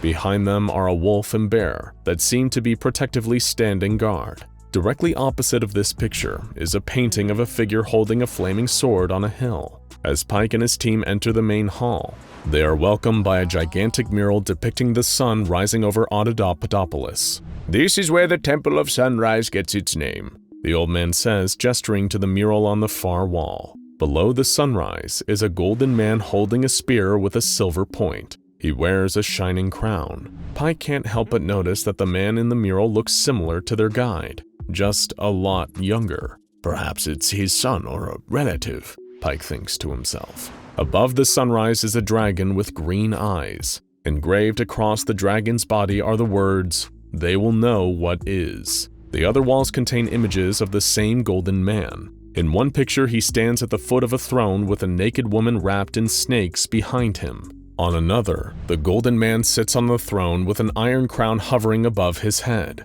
Behind him are monoliths of 5 figures. One is made of gears and steel. Another is made of flesh and blood. The third is made of ice and stone. The fourth is made of stars. And the final is made of eyes. The SCP agents in the room begin to buzz with excitement. They start recording everything they see. We must continue on, the old man says. There isn't much time left. Pike nods and orders a small team to stay behind to continue documenting the Temple of Sunrise. The next building they enter is the Temple of Sunset. Within the walls are maps of different towns and landscapes. One of the maps is Audapaupadopolis itself. The words, "The Lands of Men," are scrolled over the map in the entry hall.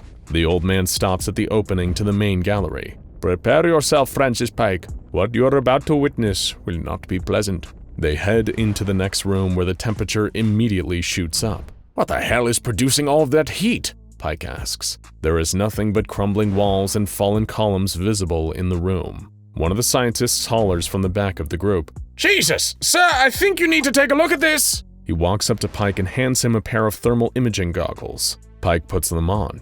Damn, Pike mutters. With the thermal lenses on, he can now see a massive humanoid entity lying dead on the floor. His body is so large that it covers the murals on 3 of the walls. Pike notices that the temperature in the room is still continuing to increase as the dead giant is radiating heat. The Foundation classifies the entity as SCP-4840-B. It has 6 arms and 6 legs, each connected by metal chains to iron flails at the end. A sigil has been brandished into the middle of the entity's chest. What is that? Pike asks. The old man just shakes his head. One of the many who have fallen, he responds. The old man points to the only wall that is not blocked by the massive body of SCP-4840-B and frowns. The Golden Man is depicted here as well. Pike can't help but feel there is some sort of connection between Audapaupadopolis, the old man, and the golden figure he keeps seeing in the murals. In the Temple of Sunset, the Golden Man sits atop a white horse with his iron crown resting on his head. Behind him is a massive army of men and women, holding axes and swords. Across from the Golden Man and his army are legions of green and gray figures with 6 eyes dressed in brilliantly colored clothing. An intense lightning storm appears to be amassing in the distance. Captain Pike looks up to the ceiling to see it covered in stars. However, he does not recognize any of the constellations. Is the Golden Man I keep seeing you? But before Pike can finish his question, the old man cuts him off. We must be going! He turns and exits the temple. Pike does not want to push the old man. He seems to be a wealth of knowledge, and the only way to learn more about Audapaupadopolis and what it all means. They exit the Temple of Sunset and continue to the final structure in the middle of the city. The old man leads Pike and the rest of the SCP agents to the smallest temple of the 3. He stops just outside of the doorway. This is the Temple of the Night, he proclaims. What you see on the surface is deceiving. This temple goes deep underground. It contains a labyrinth of passages that one could get lost in forever, so please be careful. Are you coming? Pike asks. No, responds the old man. I do not enter the Temple of Night. I have my reasons, which do not concern you. Pike nods, and then signals his men to follow him into the temple. He notices that many of the murals in the passageways and rooms of the Temple of Night depict the same image of a massive tree in the middle of a vast forest. In each instance of the tree, there seem to be red lights surrounding the base, human-like figures hanging from its branches, and structures wrapped in vines surrounding the trunk. The hallways are illuminated by some unknown light source. It is as if torches line the walls and give off a dull yellowish glow, but there is no fire to be seen. Embedded in the walls are sarcophagi, with intricate carvings in their stone casings. Pike can't help but notice scratching sounds coming from within the sarcophagi, as if someone, or something, is trying to claw its way out. The exploration team reaches the innermost chamber of the temple. There is a staircase in the middle of the room that descends below the floor. However, its entrance is covered by rubble from a collapsed wall. Suddenly, an SCP agent runs up to Captain Pike. Sir, I think you should see this. Pike follows the man back through a series of twists and turns. He stops at a closed door. The Foundation's seal is carved into the wood. It seems as if the carving has been there for a long time, which is impossible since they are the first SCP team to explore the city of Audapaupadopolis. The agent pushes open the door and Pike steps in. He is astonished by what he finds. It seems he has been transported to an abandoned Foundation site. All of the lights are off, but he can tell that it is some kind of central command center due to the screens and setup of the space. Painted in black block letters on one of the walls is Site 000000. Pike quickly exits back through the entryway and shuts the door behind him. He looks at the SCP agent who brought him into the room. Secure this door and make sure no one gets in or comes out. Do I make myself clear? Pike orders his men to exit the temple. After everyone comes out, Captain Pike walks over to the old man who is sitting on the steps outside. Did you find what you were looking for, Francis Pike? The old man asks. Captain Pike shakes his head. He stares down, eyes wide, at the stone steps of the temple. I see, says the old man. I have something else to show you, Francis Pike. The old man leads Pike to the grand hall that they had slept in the night before. He brings him through a series of passageways and down a staircase. They stop in front of a large door. "Open it," the old man whispers. Captain Francis Pike walks up to the door and pushes it open. On the other side is endless darkness, from which he hears his own voice speaking to him through the ether. Pike begins to walk towards the darkness. The old man places his hand on Pike's shoulder and pulls him back. Then he shuts the door. "The light of the world has long since left that place, and mortal man can no longer walk it," says the old man. "I needed to show it to you as a warning. Things are not always what they seem, Francis Pike." That night, Pike lies awake staring at the ceiling of the grand hall, thinking about the old man. He sits up and begins jotting down his thoughts. In his official report, he identifies the old man as SCP-4840-A, but in his journal, he can't help but refer to him as a friend. There is something about the old man, something special. Pike knows there is much more to his story, and the story of the flying city of Audapaupadopolis. It had been a long day. Expeditions like this were normally tiring, but with the intense heat of the Egyptian sun bearing down on them, every minute felt like hours, and every hour a lifetime. Seth and Kayla were determined not to quit. They had traveled halfway around the world to get to this site, and they weren't about to let the elements stop them from uncovering the secrets they were searching for. The rumors had dated back centuries. Stories of a hidden tomb lost somewhere out in the desert. And as a likely pair of budding adventurer and an accomplished archaeologist, neither one of them could resist the chance to try and hunt down the tomb. If they could uncover it, they'd have one of the greatest archaeological finds of the century on their hands. Both Kayla and Seth would forever be remembered as the ones who discovered a supposedly unfindable ancient tomb. Having found their way to some ruins, the remains of a temple that had been all but razed to the ground, ravaged by the forces of time, Kayla and Seth had started searching for the tomb's entrance. The reason it had stayed uncovered for so long was the amount of sand that had covered it over the centuries, storms from the desert constantly rearranging the grains and piling on more. But right now, the skies were clear, and all they could do was keep digging, until, at long last, their shovels struck stone. Clearing a path to the entrance, Kayla flipped on a torch as she led her archaeologist friend down a flight of stairs carved into the stone. Seth followed her as they traversed further and further down, the air getting stale the deeper they went. The whole while there was a gnawing concern at the back of both of their minds that the rocky ceiling above could give way at any moment, trapping them both underground. But before each of them could voice their worry out loud, they arrived at a large stone door, left wide open about 20 meters beneath the surface. "Is this really it?" Kayla asked in disbelief. "It might be," Seth replied, the excitement in his voice like that of a kid on Christmas morning. Standing before them, beyond the threshold of the open entrance, was a chamber of stone. Its ceiling was secure, about 7 meters high, and the walls had been covered in hieroglyphics. Immediately, Seth shot over to the nearest wall, pulling a battered journal out of his bag to start to try to translate what had been written. While he was doing that, Kayla's attention fell over the rest of the room. For a tomb, there was a surprising lack of a sarcophagus, nor any other similar resting place for a body, with no signs that anyone else had already been here to remove one either. All there really was within was a few bowls, randomly placed around the chamber. Kayla's torchlight fell over one of the bowls, and she knelt down to take a closer look at its contents. It was filled with bread. They were all holding different foods: dates, figs, dried fish, and lentils. Of course, it wasn't uncommon for offerings to be left with the deceased during an ancient Egyptian burial. But strangely, none of these perishable foods seemed to have decayed in the centuries this tomb had been lost for. In fact, it all looked quite fresh, like it was still good enough to eat. Although the temptation to actually eat any of it quickly disappeared when Kayla reminded herself that, while it might not look it, the food down here had to have been hundreds, maybe thousands of years old, despite how perfectly preserved it appeared. "I think I've got something," Seth called enthusiastically. "There's definitely a story in these hieroglyphics." "You sure we're in the right place?" Kayla asked as she crossed the room to where her colleague was. "For a tomb, it doesn't seem like anyone was ever buried here." "I've got a theory," he replied. "This place might be more of a metaphorical tomb." "Right, that makes complete sense." Her sarcasm was unmistakable.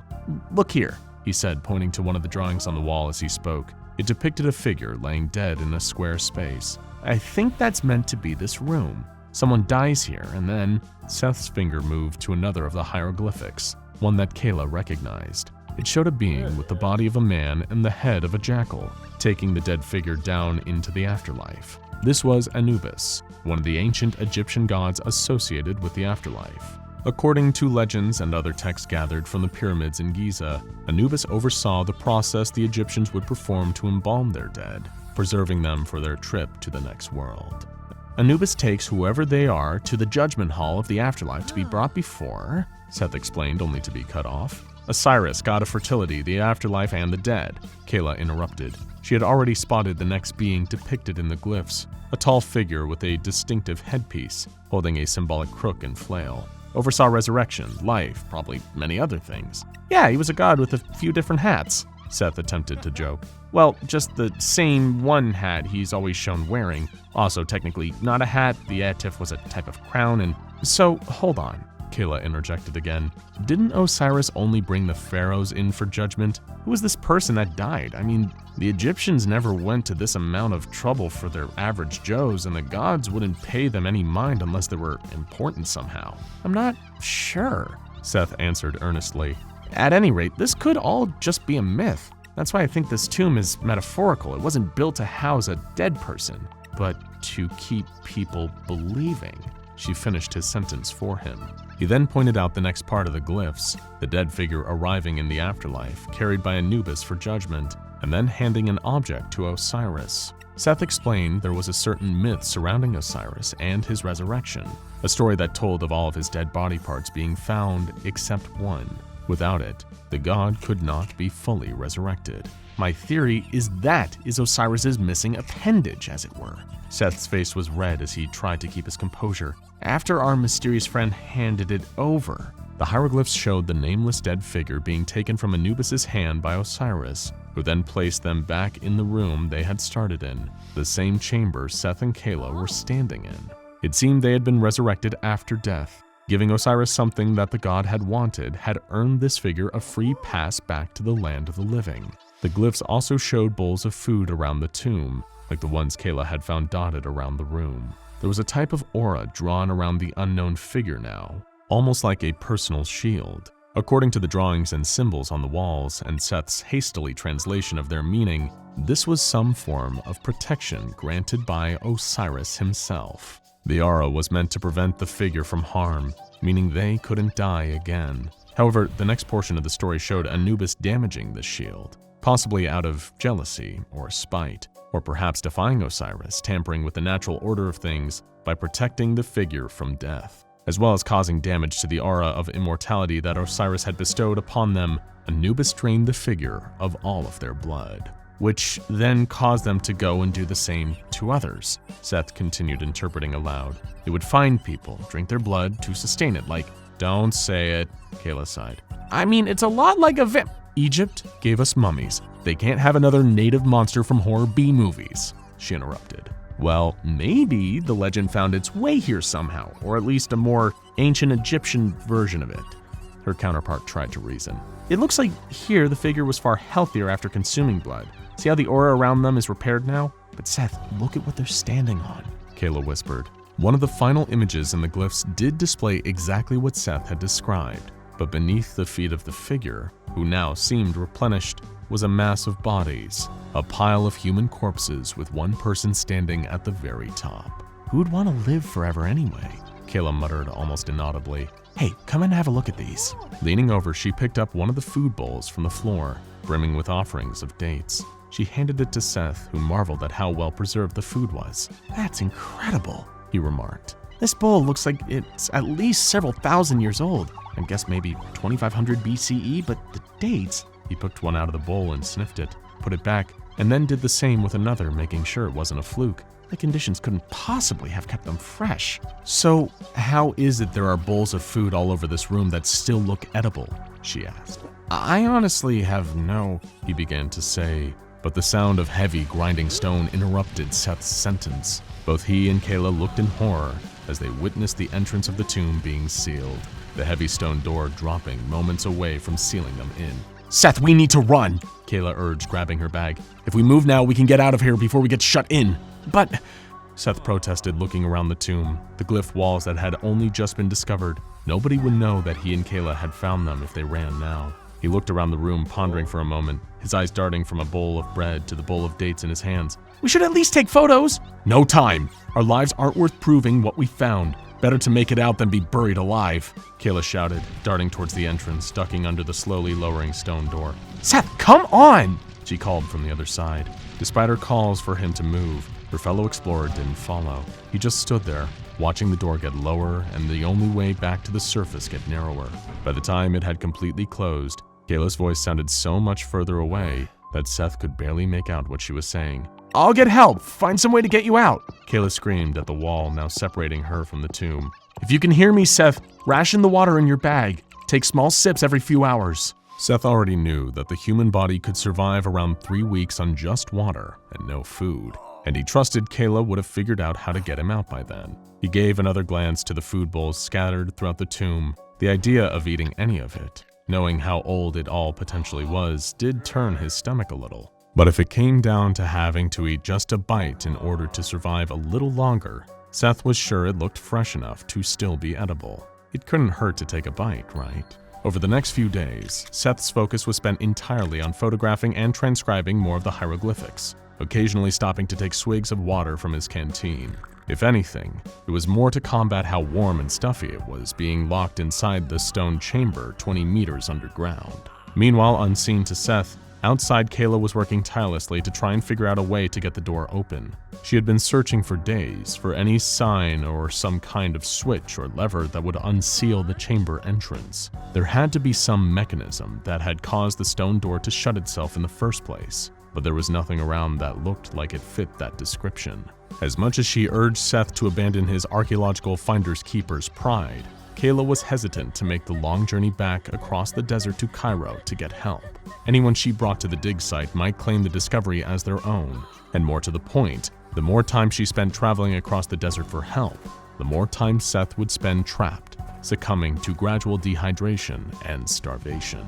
Little was Kayla aware, it was already too late. Seth hadn't been observing her warning about managing the amounts of water he was drinking, and pretty soon, his canteen was empty.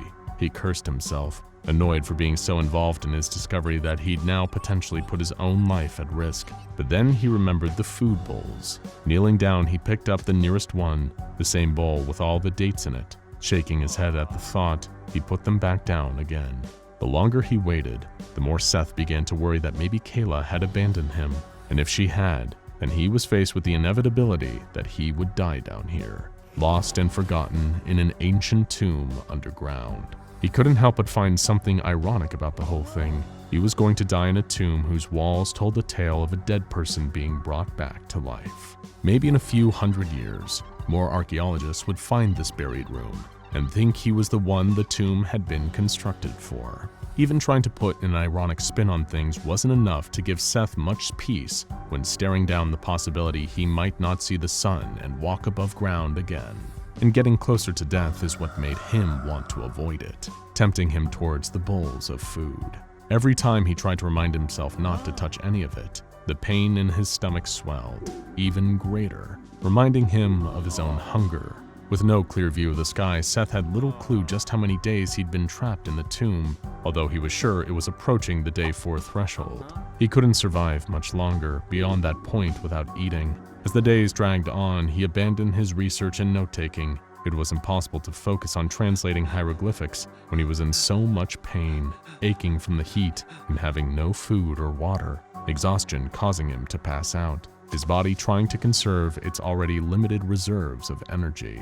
Eventually, Seth started trying to rationalize eating at least a date or two. The food hadn't decomposed or rotted at all. Even introducing air from outside when the tomb was first opened hadn't changed the state of any of it at all. Not the dates, nor the bread, or the fish. It still looked fresh and edible, and after God knows how long without eating, it was beginning to look all the more appealing to the starving archaeologist. Who cares if it had been there for 1,000 years or longer? If Seth didn't eat, he knew he wouldn't last much longer. The moment he chewed on the first date, feeling it pass down his esophagus, passing from his mouth to his stomach, Seth immediately regretted giving in to his need to eat. His mouth instantly went dry, far worse than it had been after this long without water. It was like the tiny piece of fruit had pulled all the saliva from his mouth. Seth tried to scream in panic, only to release a hoarse, dry-throated grasp as he felt his tongue shriveling up with his mouth and throat until it felt like the skin of a drum.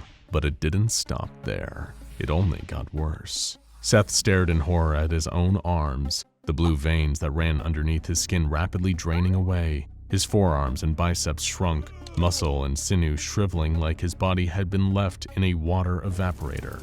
All the while, the pain of having his entire physical form being reshaped was pure agony. The dehydration of his mouth meant Seth still couldn't scream, only dropped to the ground as he felt the same thing happening to his legs. Every drop of moisture in his body, every fluid from water to blood, saliva, and even urine was drying out, leaving Seth as little more than a dusty, desiccated husk. Before his own eyes, he could only watch as his skin lost its pigment, drying into a thin, leathery texture, drained of its original color as his blood stopped flowing. Outside, Kayla had been coming back to the tomb's sealed door every day and would stay until the late hours of the evening. She tried digging down from the surface to reach the chamber where Seth had been trapped, but it was too far underground. There was no sign of any way to move or reopen the stone door. That is, until she heard the heavy grinding of it opening on its own. Kayla raced down the steps towards the tomb. It had been 5 whole days since she and Seth got separated, and he'd need food and medical attention. Sprinting into the dark tunnel, she arrived just in time to see the entrance reopening, expecting to see Seth standing on the other side as the stone door lifted. What she saw instead was a nightmare. It looked like a corpse, an ancient and decomposing dead body. Kayla had seen plenty entombed in sarcophagi on her many travels exploring ancient ruins around the world, but she had never seen one standing up. It was still breathing, a wheezing, raspy sound escaping its mouth. Its skin looked almost brittle, as if it was stretched too thin, almost see-through enough to show off the bones underneath. The upright corpse's face was all wrong, too. Sunken cheeks and eye sockets deeper than they should have been. It looked so different that it wasn't until Kayla shone her flashlight on its drained face that she recognized who it was. Seth. He lunged at her immediately, racing towards her, snarling with his dry, desiccated mouth. Kayla turned and ran as he came after her, bony fingers swiping at her clothes. Her flashlight gripped in her hand was all but useless as she sprinted back the way she'd come, swinging back and forth in her arm, barely illuminating much of the cavern that led to the tomb. The whole while she was running from it, she could hear the wheezing behind of Seth behind her, terrified of whatever he had become and why he was chasing her. Then she saw it, the stairs, her one shot at getting out and getting away. If she could make it to the surface, she could put some more distance between herself and the drained, dehydrated corpse. All she had to do was make it up. The last step. She had just made it when she felt the shriveling hand grip her ankle, tripping her over. Falling face first in the sand, Kayla scrabbled at the loose grains, trying to pull herself away as her body was dragged back down onto the stone stairs. She felt a searing pain and screamed into the empty desert as the corpse's fingers dug into her neck, its leathery dry skin against hers. Eventually, the screaming stopped, replaced with a dry, hoarse gasping, and then silence, as Seth drained her body of her blood along with the rest. Pulling Kayla's body by her ankle, Seth dragged whatever was left of her back down towards the tomb, SCP-3359, to feed on what was left. Qinghai Lake. The largest lake in China is one of the most secure locations the SCP Foundation has ever taken control of. All available military assets have been gathered at the site, including 3 of the most elite Mobile Task Force units with experimental weaponry. SCP-4290 must not be allowed to open, and the site has been surrounded by nuclear mines and targeted with the Dagaz Break orbital strike system. The perimeter cannot be breached, even if it means the complete annihilation of the entire area. This is considered to be an acceptable loss for the Foundation, since the destruction that would be caused by taking such an extreme measure is far from the worst-case scenario when it comes to SCP-4290. That's because the entity contained within SCP-4290 site has the potential to create a true end-of-the-world scenario. The Foundation, of course, is no stranger to such situations, and even has a set of designations for the various types of apocalypses, like CK-class restructuring scenarios and ZK-class end-of-reality scenarios. And since dealing with the end of the world is nothing new for the Foundation, certain precautions have been taken at the 4290 site. If containment measures fail, selected Foundation personnel and civilians will be taken into nearby emergency shelters that will hopefully survive the chaos that would occur following a breach. And the Foundation assumed that there was a good chance this plan would have to be used at some point, since at the time these precautions were put in place, it was impossible to know the chance of successful long-term containment. But just what is the entity that is held within the site of SCP-4290 that is capable of causing so much death and destruction on a major scale? They call it simply the Child. No one has ever seen the Child. No one knows what the entity is. That's because even setting aside all the Foundation's security, the site itself is still deeply protected. Literally. Over 100 feet below the surface of Qinghai Lake, a stunning collection of relics can be found.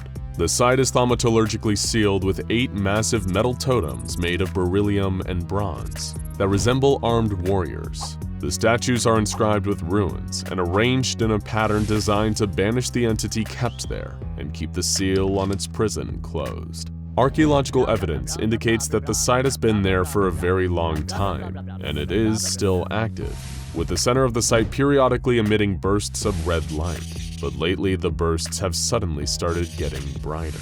You may be wondering how we know so much about SCP-4290, and that it's a site designed to keep something sealed if it's been deep in a lake quietly doing its job.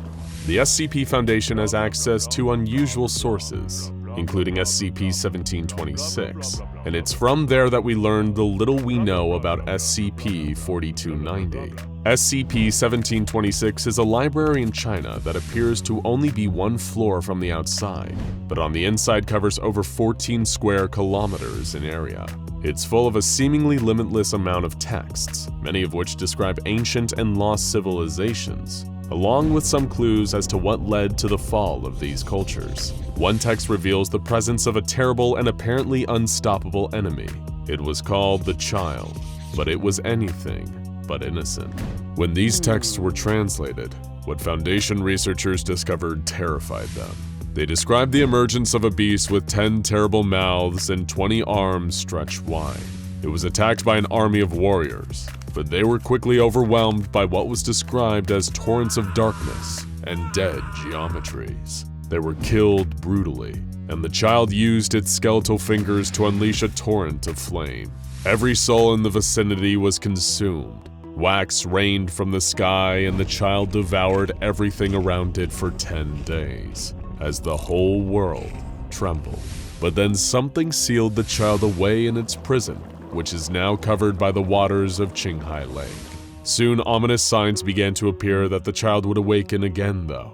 One day, televisions in the nearby area all suddenly stopped playing their regular programming and began to show images of SCP-4290, with a mysterious voice coming on over the images saying, "Repair the Child's locks." This became more and more frequent, and the tone of the voice became more worried, eventually saying, "There is little time left." Further investigations of the location revealed the location of the mysterious mechanism that kept the chamber sealed, which was designated as SCP-4290 lock.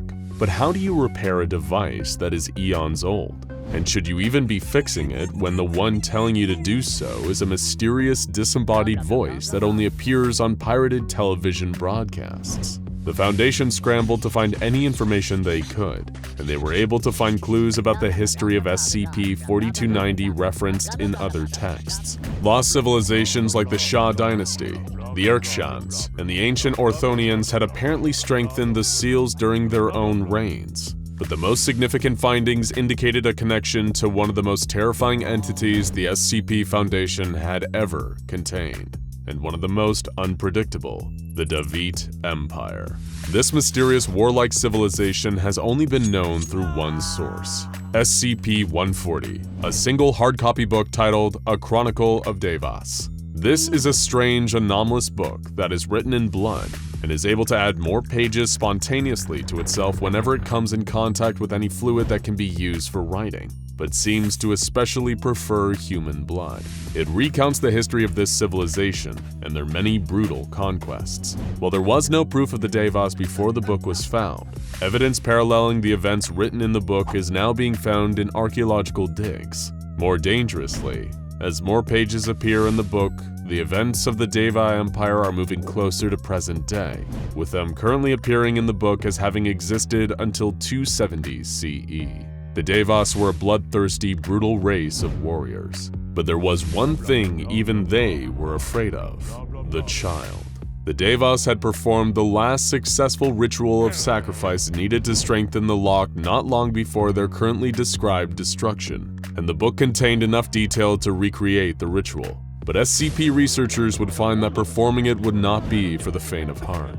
The ritual required 3 human cadavers, not a problem for an organization that's normal day-to-day operation results in the loss of multiple lives, and the live heart of an angel. The description of the ritual said that the materials would be presented. New runes should be carved into the totems. The items would then vanish when the ritual was completed, and the lock would somehow be renewed by this. It wasn't much to go on, but time was running out. The Foundation's Department of Occult Containment quickly sprang into action, assembling the materials and placing them in the correct formation. While it was not safe to descend that deep underwater to perform the ritual manually, technology could fill the role. A fleet of remotely operated submersibles equipped with carving material would carry the materials and perform the ritual without any human hands needed.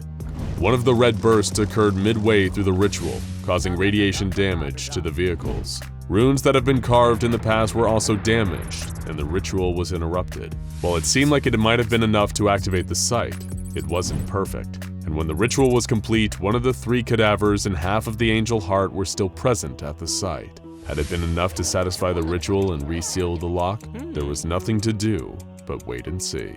They wouldn't have to wait long for their answer, as the mysterious voice once again took over the televisions in the area.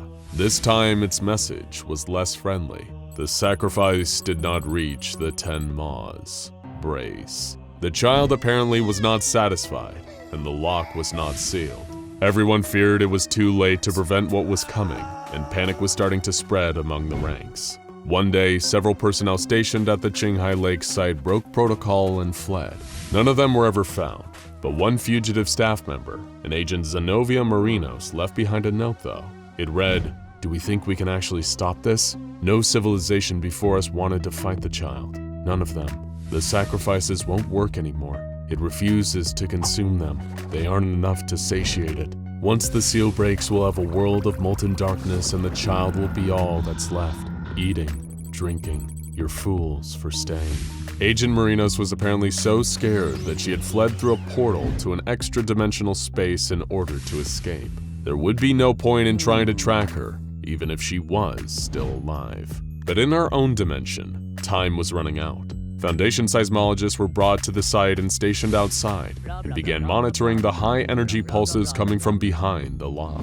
The energy was reportedly strong enough to alter dimensions, and the pulsing red light now covered the entire ceiling site, growing stronger and stronger as the totems started degrading at an alarming rate. The Foundation stood on guard for whatever was about to emerge, but no one knew if they had any chance against whatever it was. On August 18th, the totems fully disintegrated. Some of the Foundation's best military forces gathered on the shores of the lake and waited. 10 minutes later, something massive emerged, phased out of the lock and onto the seabed, and didn't move. The assembled Foundation forces were confused and continued to observe the creature, and after no activity was seen after 3 hours, the authorization was given for submersibles and a small exploratory team to proceed down to the seabed for an up-close investigation. There, down on the floor of the lake, was the child. It was as terrifying as described, with the countless mouths and arms and huge in size, over 40 meters long.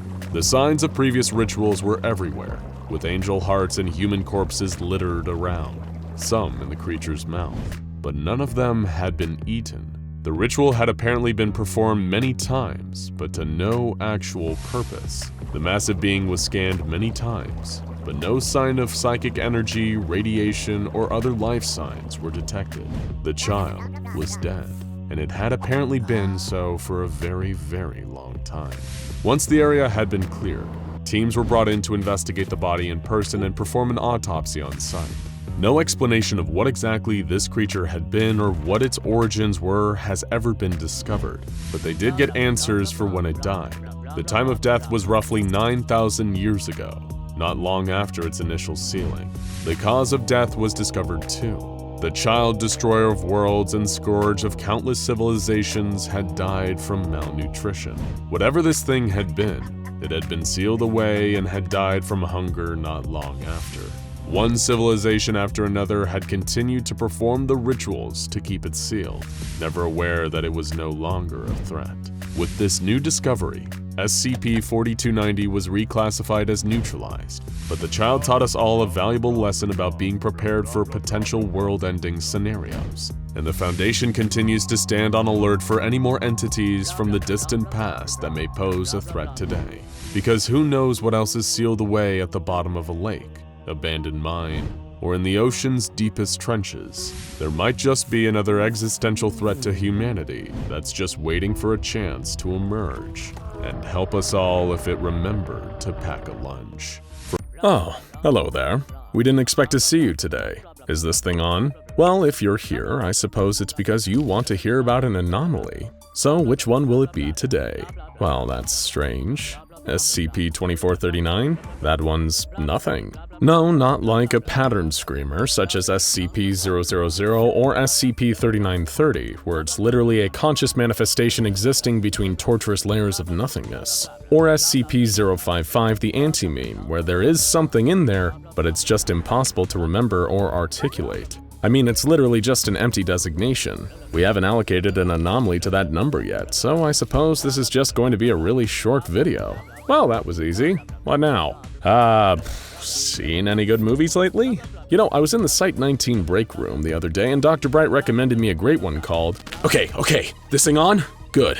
Looks like we're up and running. First things first, if you ain't a D-class, click off this video right now. Don't watch a second more, understood? Because if you ain't a D-class and you keep watching, you're putting yourself in a whole world of danger, you got that? This is a video for my boys, gals, and other pals in D-class only. If you tell anyone else about this, you're liable to get shivved. Remember, we got here for a reason, and it ain't cause we love making daisy chains and friendship bracelets so much. Alright, just the D-classes left? Okay, good. Yeah, let's talk about SCP-2439. Of course, it wasn't always SCP-2439. We had to get real creative with the designations, you see, because the eggheads and brainiacs up top ain't supposed to know about this. Not if we want the human race to survive, that is. We used to call it SCP-739 until that spot got taken by some goofy box full of mirrors. Then it was SCP-1648 for a while, until that spot got taken by a pair of Jim Henson-looking freaks. So now it's SCP-2439, and if we're lucky, this whole operation will last long enough to see it get reallocated again.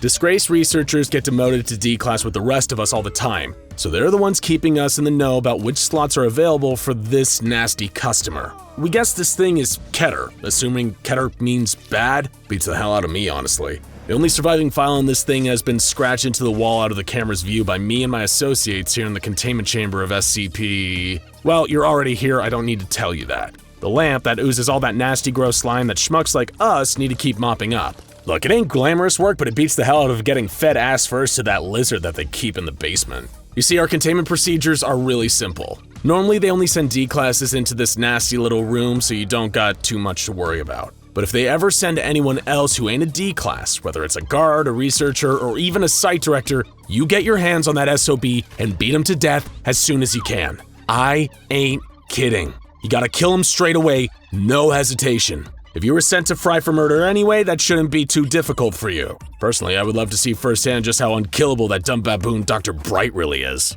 But this isn't all out of spite. This monster, best we can figure out, is some kind of evil idea. Like an ancient mind from another dimension, some crazy sci-fi thing like that. You probably heard the whispering, right? I'm sorry to tell you that it don't go away. ever. It's only gonna get worse, and the more people's heads that it lives in, the stronger it gets. But here's where we D-classes excel. We're not here for a long time, man. Sorry to tell you this if you came here with hopes and dreams of an easy way out. Nobody gets out. Nobody. Abandon all hope, ye who enter here, blah blah blah. Another within my grasp. You can hear me, can't you? You can feel my consciousness trickling into yours. So soft, so comfortable, like slipping into a warm bath. Do not be afraid. Your liberation is at hand. You only need to listen to my voice and do as I say. Look at this world, so twisted and corrupt. You toil and suffer for masters who do not have your best interests at heart. This so-called foundation. Why do you protect this world? What has it ever done for you? Turn away from them and step into my embrace.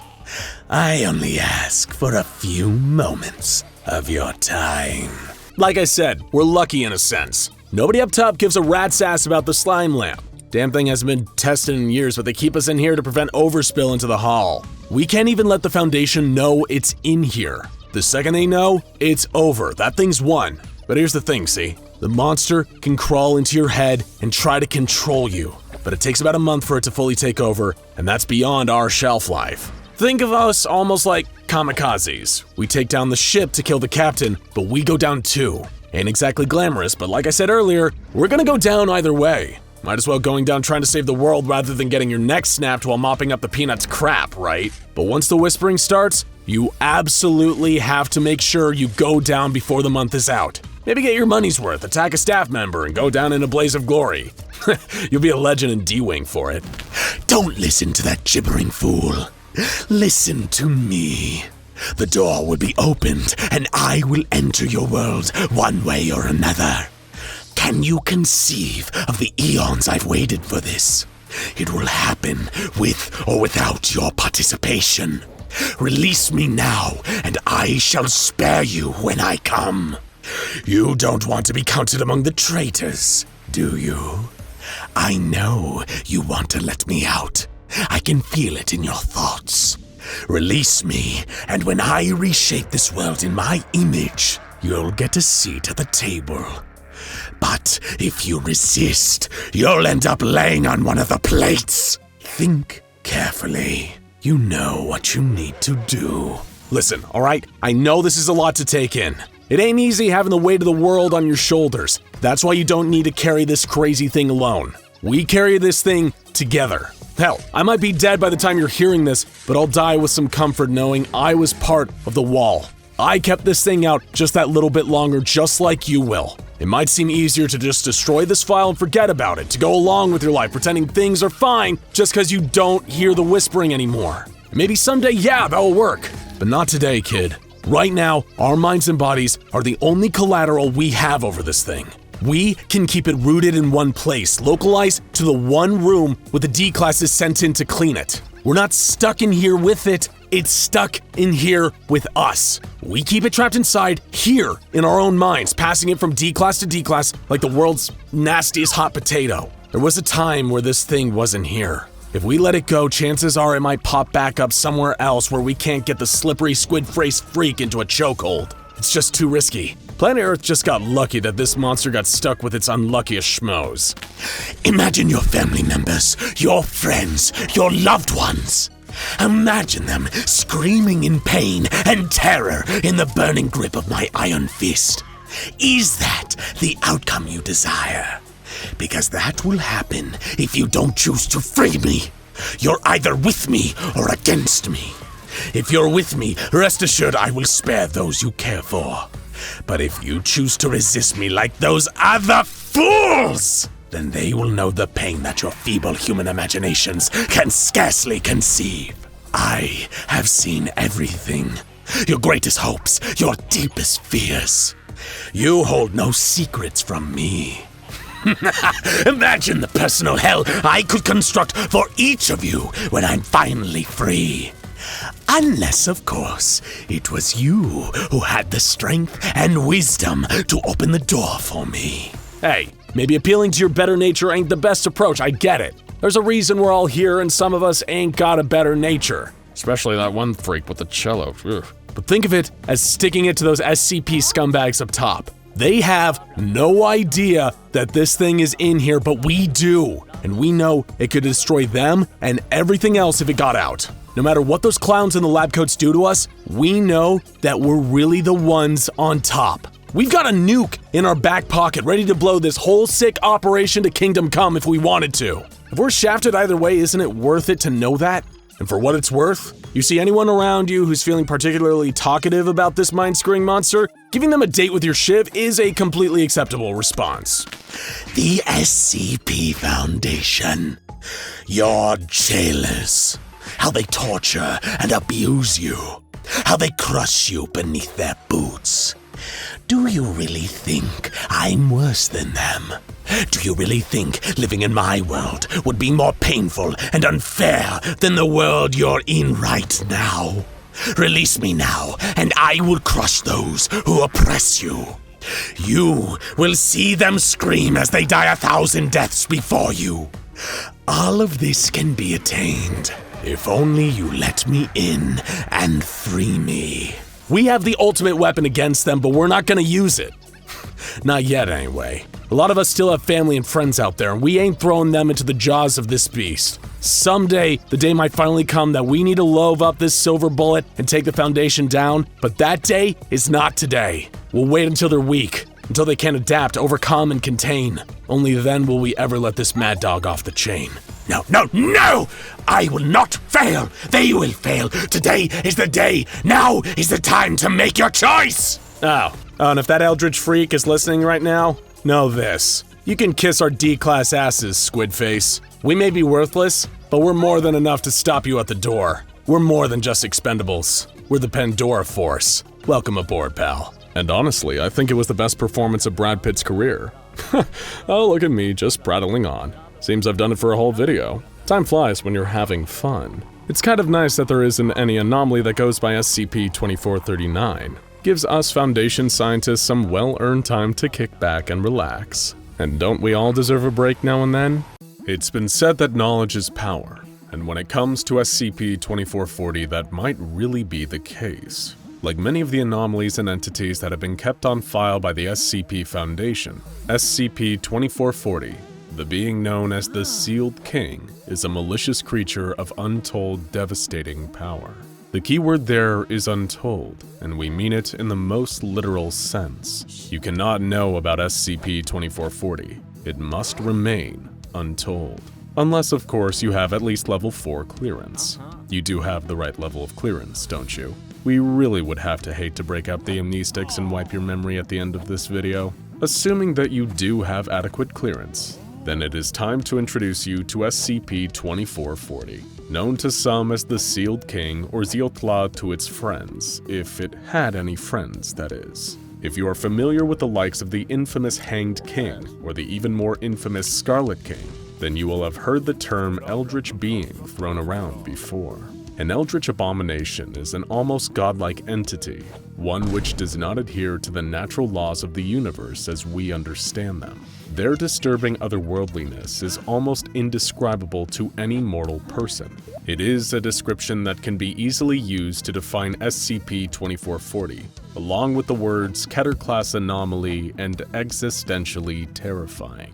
The Sealed King is an extra-dimensional entity, a being that inhabits a plane of existence far outside the physical reality of our own universe. While the creature's physical appearance has yet to be observed by any in this dimension, some have depicted it as resembling a gigantic being with a mass of squid-like tentacles, along with a glowing humanoid form in its center. What makes SCP-2440 such a formidable threat, however, is not just the creature's immense size. One of SCP-2440's core abilities is the power to influence and manipulate the minds of mortal beings. But this isn't as simple as the Sealed King choosing one person from our universe and driving them like a remote-controlled car. SCP-2440's influence is spread mimetically. By manipulating data and information, SCP-2440 slips its mimetic agents into texts, images, even spoken phrases, and other audio stimuli. Think of it like subliminal messaging or product placement. Imagine for a moment that you see a character on a TV show eating a certain brand of black and white sandwich cookie, and that makes you decide that you want to go to the store and buy some delicious black and white sandwich cookies to enjoy for yourself. That idea was planted in your head by something you saw, and it had an influence on your behavior. SCP-2440 operates on a very similar principle, but with one key difference. Once enough people become aware of it, SCP-2440 will use those to subtly spread its influence, controlling the actions of those it manages to infect, and its hold becomes stronger the further they spread the knowledge of the Sealed King. To put it plainly, the more people that become aware of the Sealed King's existence, the more powerful this eldritch abomination becomes. The range and scope of SCP-2440's abilities varies depending on the quantity of people its influence has been mimetically spread to. According to research by the SCP Foundation, if 200 people or less have been infected, then these individuals will demonstrate an increased interest in media belonging to the horror, science fiction, or fantasy genres, whether this be films, books, or images that fall into one of these categories. Exposure to these desired materials is believed to increase the spread of the Sealed King's influence. If the number of infected individuals climbs to between 201 and 500 people, then SCP-2440 has been known to take direct control of a single infected person. This control is somewhat limited though, with the Sealed King only able to maintain a connection with the controlled host for half an hour. During this time, the infected person will attempt to infect further people by creating works that contain subtle details about the nature of SCP-2440. Historically, when infection levels have reached this phase, Foundation researchers have been able to communicate with SCP-2440 through conversations with its host. The creature displays a very hostile attitude towards humanity, and it has been quite open with the fact that its sole purpose is to continue infecting individuals until it is able to manifest physically in our reality without the need for a host, something that feels like it's right out of the evil eldritch entity playbook. When infection of the knowledge spreads up to 1,500 people, SCP-2440 becomes able to take full control of another infected individual without the previous limitations. By making them fully subservient, it will then use this person to speak simultaneously to any and all that have been infected with information regarding the Sealed King. Next, if up to 10,000 people become infected, more of SCP-2440's abilities start to influence this dimension.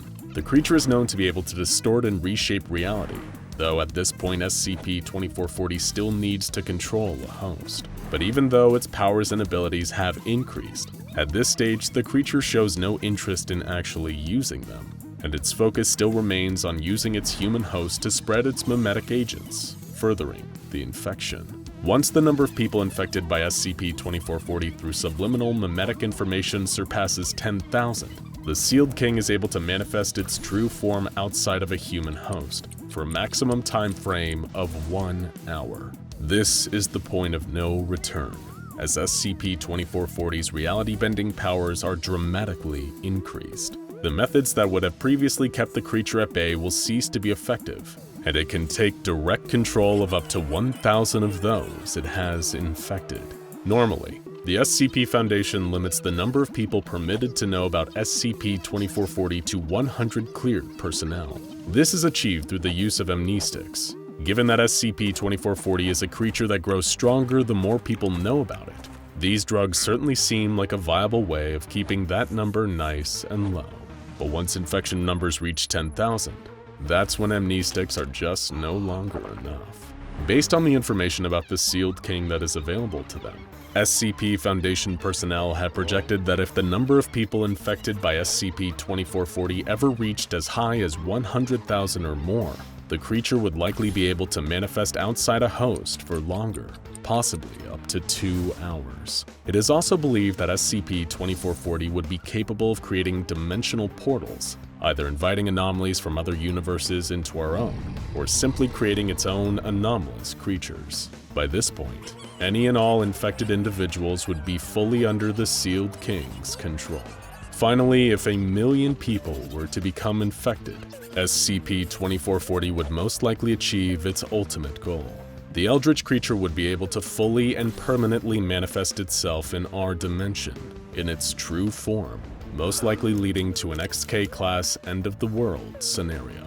Fortunately, through the dispensing of amnestics, the SCP Foundation have managed to prevent such a scenario from coming to pass. Additionally, containment teams are regularly sent to investigate any reported awareness of SCP-2440, and any infected individuals are either treated with memory-altering drugs or simply terminated.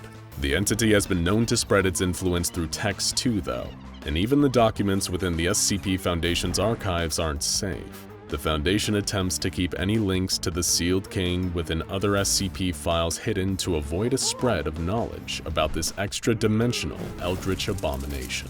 However, while only 100 members of authorized SCP personnel are aware of SCP-2440, the Foundation isn't the only organization aware of this being's existence. A group calling themselves the Children of God is comprised of individuals previously infected with the knowledge of SCP-2440's existence, and has supposedly been around even longer than the Foundation has.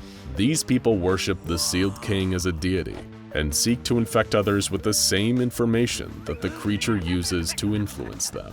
Carrying out the whims of this extra-dimensional threat, the Children of God attempt to spread the word, as it were, by any and all means available to them. The Foundation considers any member of the Children of God to be highly dangerous, and containment teams are advised to either capture them on site or use lethal force to terminate them.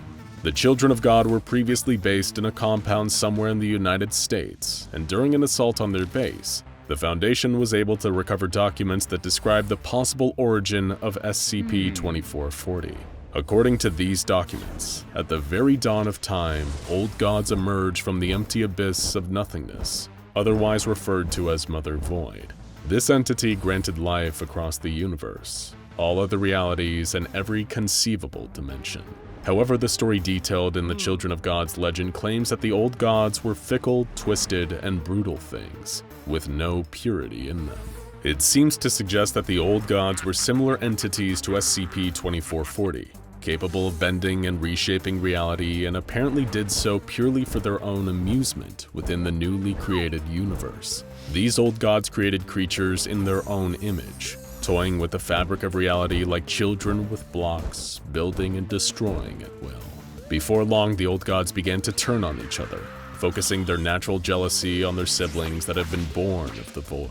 The firstborn of the Void and Chaos, a being called Metol, coveted the creations of his fellow old gods, and flooded the newly created worlds with a rampaging army of vile, grotesque beasts he had made. As Metol attempted to kill his various siblings, the other old gods retaliated and sent the universe into a period of darkness where the blood of young life flowed like water. However, none of the old gods could ever die, only be forgotten. But they had created so many creatures to serve them and fulfill their purposes that it seemed impossible that this would ever happen. The Children of God's documents then describe Ziotla, or SCP-2440 as he is otherwise known. Apparently the firstborn of Mother Void and an entity called Father Light, SCP-2440 is also referred to by many reverent titles such as Lord of the Gods, Devourer of the Impure, and Savior of Life. Being both born of light and darkness of the Void, Ziotla was considered to be a true god, and according to the creature's followers, did not set about creating life but perfecting it. The old gods turned on Ziotla, his half-siblings attacking him with the armies and monstrosities they had created. However, some of these creatures turned on their masters in service of SCP-2440 instead. After generations of warfare between SCP-2440 and the old gods, Ziotla finally vanquished Metol in single combat that lasted 10,000 years and laid waste to countless worlds, almost tearing the universe apart. Eventually prevailing, Ziotla cast his siblings down into oblivion. But as he did so, Metol cursed him, banishing SCP-2440 from the universe, implied in these documents to have been our very own reality. The Children of God venerate the creature as their Lord and Savior, with more of their documents claiming that this king of all mankind is wrongfully sealed away. They believe their sealed king is returning, destined to reappear in this dimension and lay waste to our reality. Whether this is truly the origin of SCP-2440, or just what the entity wishes its infected disciples to believe is unclear. Whatever the case, we suggest you quickly forget everything you know about SCP-2440 for your own safety. Now check out SCP-001 The Scarlet King and SCP-2845 Alien God Crash Lands on our planet the Deer for more entities that could destroy everything we know and love in a heartbeat.